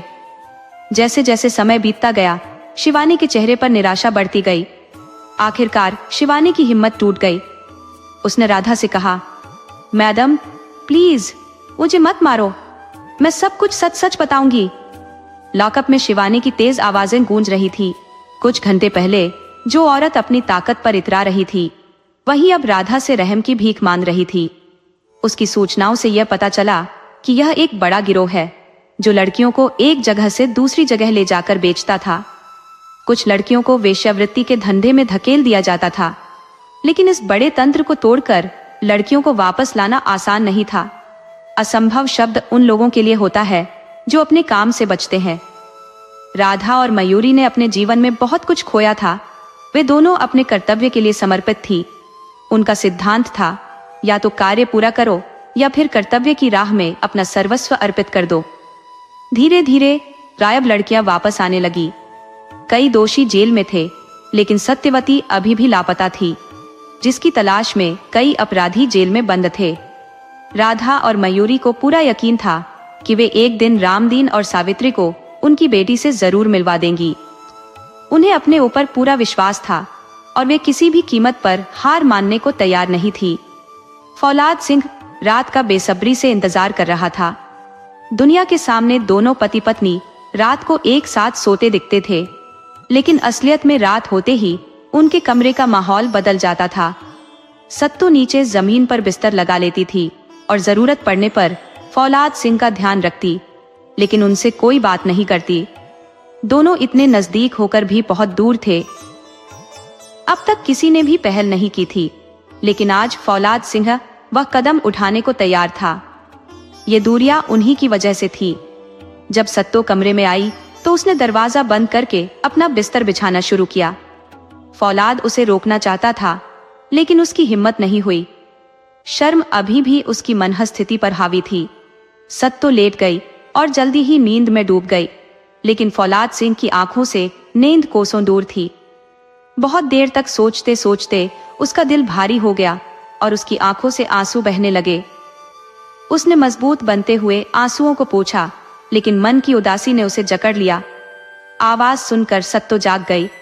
उसने गिलास में पानी भरा और फौलाद सिंह की तरफ बढ़ाया। वह उसे इस हालत में देखकर चुप नहीं रह सकी और बोली, पानी पी लीजिए ठाकुर साहब, हिचकी बंद हो जाएगी। सत्तो ने फौलाद की आंसुओं से भरी आंखें देखी थी। एक पल के लिए वह विचलित हो गई। उसका दिल चाहा कि वह अपने पति को संभाले, उसके दुख का कारण पूछे, लेकिन उसने खुद को रोक लिया। दूसरों के दर्द को कम करने वाली औरत अपने पति के दर्द को नजरअंदाज कर रही थी। फौलाद सिंह ने दुखी होकर कहा, तुम्हें मेरी हिचकी दिख रही है, लेकिन ये आंसू नहीं दिख रहे। सत्तो चुपचाप रही। पानी का ग्लास हाथ में पकड़े फौलाद सिंह का इंतजार करती रही। उसका मन उसे अधिकार दे रहा था और प्रेम का पौधा अब इतना बड़ा हो चुका था कि वह अपने पति के दुख को नजरअंदाज नहीं कर सकती थी। फौलाद सिंह ने धीरे से कहा, सत्तो, मैं अपनी गलतियों को मानता हूँ, मुझे माफ कर दो। क्यों ना हम पुरानी बातों को भुलाकर नए सिरे से शुरुआत करें, अपने प्रेम की कहानी लिखे। सत्तो ने जवाब दिया, ठाकुर साहब, मैं आपकी सब बातें सुनूंगी और अपनी भी कहूंगी, लेकिन पहले आप पानी पी लीजिए और शांत हो जाइए। पानी पीने के बाद फौलाद सिंह सत्तो के बोलने का इंतजार करने लगा। सत्तो बोली, ठाकुर साहब, मुझे थोड़ा समय चाहिए। मुझे आप पर फिर से विश्वास करने के लिए वक्त चाहिए। आपके विचारों की स्थिरता पर यकीन करने के लिए कुछ समय लगेगा। प्रेम एक बहुत बड़ी चीज है, हमें इस परखने में वक्त तो लगेगा। आखिर सिर्फ इसलिए मुझे समय न दिया जाए कि मैं एक औरत हूँ, शायद सही नहीं होगा, है ना? आपने भी तो मुझे पवित्र मानने के लिए समय लिया था। फौलाद सिंह ने सत्तो के तर्कों के सामने हार मान ली और कहा, तुम्हारी बातें सही है, तुम मुझ पर विश्वास करने में समय ले सकती हो, लेकिन क्या हम आज से दोस्ती का रिश्ता बना सकते हैं? सत्तो को इसमें कोई आपत्ति नहीं थी। आज सत्तो ने अपने पति को दोस्त मानकर उसी के बिस्तर पर सोने का निर्णय लिया, और उसे इतना तो भरोसा करना होगा कि बिना उसकी अनुमति के फौलाद सिन्हा उसे छुएगा भी नहीं। अब फौलाद का इम्तिहान था कि वह दोस्ती की परीक्षा में खरा उतरे। सत्तो के साथ प्रेम रथ पर सवारी करने से पहले उसे दोस्ती की शर्तों को पूरा करना था। वैसे एक ही बिस्तर पर सो रहे मर्द और औरत दोनों का मन कभी भी विचलित हो सकता है, लेकिन फौलाद सिंह को सत्तो की मित्रता की कसौटी पर खरा उतरना था, ताकि वह अपने प्रेम को हमेशा के लिए पा सके। हवेली में आज बहुत चहल पहल थी। लगभग सारे रिश्तेदार आ चुके थे। अनेकों हलवाई, टेंट वाले, बिजली वाले और फूल वाले काम में लगे थे। किसी के पास फुर्सत नहीं थी। बच्चों के जन्म पर हिजड़े भी नेक मांगने आ चुके थे, पर आज फिर से हवेली पर पहुंचे थे। ठाकुर भान सिंह ने उन्हें भी निराश नहीं किया। हवेली में ढोल बजने लगे थे, लेकिन अचानक पुलिस की कई गाड़ियां आ पहुंची। इंस्पेक्टर राधा के पास आईजी साहब का पत्र था, जिसमें लिखा था कि उनके मामले की जांच के लिए स्थानीय पुलिस को उनकी मदद करनी थी। इंस्पेक्टर राधा ने सख्त लहजे में कहा, सब कुछ बंद करो, सबको पकड़ो, कोई बचकर नहीं निकलना चाहिए, आदमी हो या औरत, पहले सभी को गिरफ्तार करो, अभी किसी की कोई बात नहीं सुनी जाएगी। पुलिस की संख्या सैकड़ों में थी। पुरुष और महिला पुलिसकर्मी सभी को पकड़कर गाड़ियों में बैठाने लगे। पड़ोसी, रिश्तेदार, किसी का भी बहाना काम नहीं आया। आखिरकार ठाकुर भान सिंह ने पूछा, मैडम जी, आखिर मामला क्या है? आप मुझे नहीं पहचानती? विधायक जी, जो दामिनी के पिता भी थे, ने इंस्पेक्टर राधा से कहा। मैडम, हम तो यहाँ के ठाकुर हैं, हमारा अपराध से कोई लेना देना नहीं है। इंस्पेक्टर राधा ने गंभीरता से उत्तर दिया, अगर आपका कोई वास्ता नहीं होता तो हम इतनी दूर से नहीं आते। लड़की खरीदना कोई कानूनन काम नहीं है। ठाकुर साहब अब समझ गए थे कि उनकी गलती को छुपाना संभव नहीं। वे चुपचाप पुलिस की गाड़ी में जाकर बैठ गए। अब उन्हें अपना जीवन अंधकारमय लगने लगा था। उन्हें एहसास हो गया था कि अधर्म का फल तो भोगना ही पड़ेगा, और इस बात के जिम्मेदार केवल वही थे, उनके परिवार के अन्य लोग नहीं। हवेली में जो चहल पहल थी वो अब शांति में बदल चुकी थी। पुलिस ने सभी पुरुषों और महिलाओं को गाड़ियों में भरकर थाने पहुंचा दिया। हलवाई और अन्य कामगार अपना काम समेटकर चले गए। इंस्पेक्टर राधा के मन में एक सवाल था कि इनमें अपहृत लड़की कौन सी है? कोई भी लड़की जबरदस्ती के लक्षण नहीं दिखा रही थी। क्या यह अपराध लड़की खरीदने से भी आगे बढ़ गया है? क्या सत्यवती इनमें है या नहीं? कहीं उन्होंने उसे खत्म तो नहीं कर दिया, या फिर वह डर के मारे साथ बैठी है? थाने में पहुंचते ही रामदीन ने अपनी बेटी को पहचान लिया। रामदीन ने सत्तो की तरफ इशारा करते हुए कहा, मैडम जी, यही मेरी बेटी है। और फिर वो बेटी के गले लग गया। सत्तो भी पिता के कंधे से लगकर रोने लगी। रामदीन ने भावुक होकर पूछा, कहाँ चली गई थी तू? मैंने तुझे कहाँ कहाँ नहीं ढूंढा, कैसी है तू? सत्तो ने पिता को शांत करने की कोशिश करते हुए कहा, पापा, मैं ठीक हूं, आप मुझे तलाश रहे थे, मुझे पता था। रामदीन ने रोते हुए कहा, तुझे ऐसा क्यों लगा कि मैं तुझसे दूर हो जाऊंगा? तुझे हाथों से पाला पोसा है और मैं तुझ पर अविश्वास करूं, ऐसा कैसे हो सकता है? तुझ पर मेरा भरोसा अटूट है। दोनों ने एक दूसरे का हालचाल पूछा और इंस्पेक्टर राधा ने तब तक कोई हस्तक्षेप नहीं किया। जब दोनों शांत हो गए तो इंस्पेक्टर राधा सत्तो को सबसे अलग ले गई। लगभग 40 मिनट बाद वे लौटी। ठाकुर साहब के परिवार के हर सदस्य के लिए यह समय भारी बीत रहा था। भले ही सत्तो अब परिवार में अच्छी तरह से समा गई थी, लेकिन वह वास्तव में उसकी मजबूरी थी। आमतौर पर अपहृत लड़की को उसके घर वाले भी स्वीकार नहीं करते, और इस तरह का अपराध उन्हें सामाजिक धारा से अलग कर देता है। लेकिन रामदीन जैसे पिता के होने से सत्तो का जीवन बदलने में देर नहीं लगी। दामिनी और सुरुचि ने तो सत्तो को शुरू में मारपीट भी की थी। फौलाद सिंह एक कोने में बैठकर विचारमग्न था। उसने अपनी पिछली गलतियों को भुलाने का प्रयास किया था और दोस्ती के नियमों का पालन कर रहा था। पहले उसने सत्तो को पत्नी का दर्जा नहीं दिया था, लेकिन सत्तो ने अभी तक उसे पति का दर्जा नहीं दिया। अब किस्मत सत्तो के पक्ष में थी। संभव है उसे हवेली की जीवन शैली पसंद न हो, या उसके मन में पहले से कोई और बसा हो। वह मजबूरी में ये सब निभा रही थी, लेकिन वक्त का चक्र देखो, कल तक जो मजबूर थी आज वही अपनी तकदीर बना रही है। इंस्पेक्टर राधा भी बड़ी सख्त थी। सत्तो अब अपनी किस्मत को खुद गढ़ेगी, और ऐसा करने में वह दूसरों की परवाह नहीं करेगी। इस बीच ठाकुर भान सिंह ने महसूस किया कि सत्तो उनके खिलाफ कोई गलत कदम नहीं उठाएगी। उन्होंने सत्तो से उसके पिता के बारे में पूछा था, लेकिन उनके मन में थोड़ी चिंता बनी हुई थी।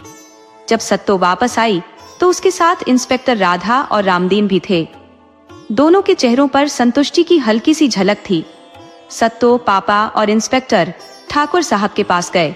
उन्होंने कहा, ठाकुर साहब, हमें माफ कर दीजिए। सत्तो ने हमें सब सच बता दिया है।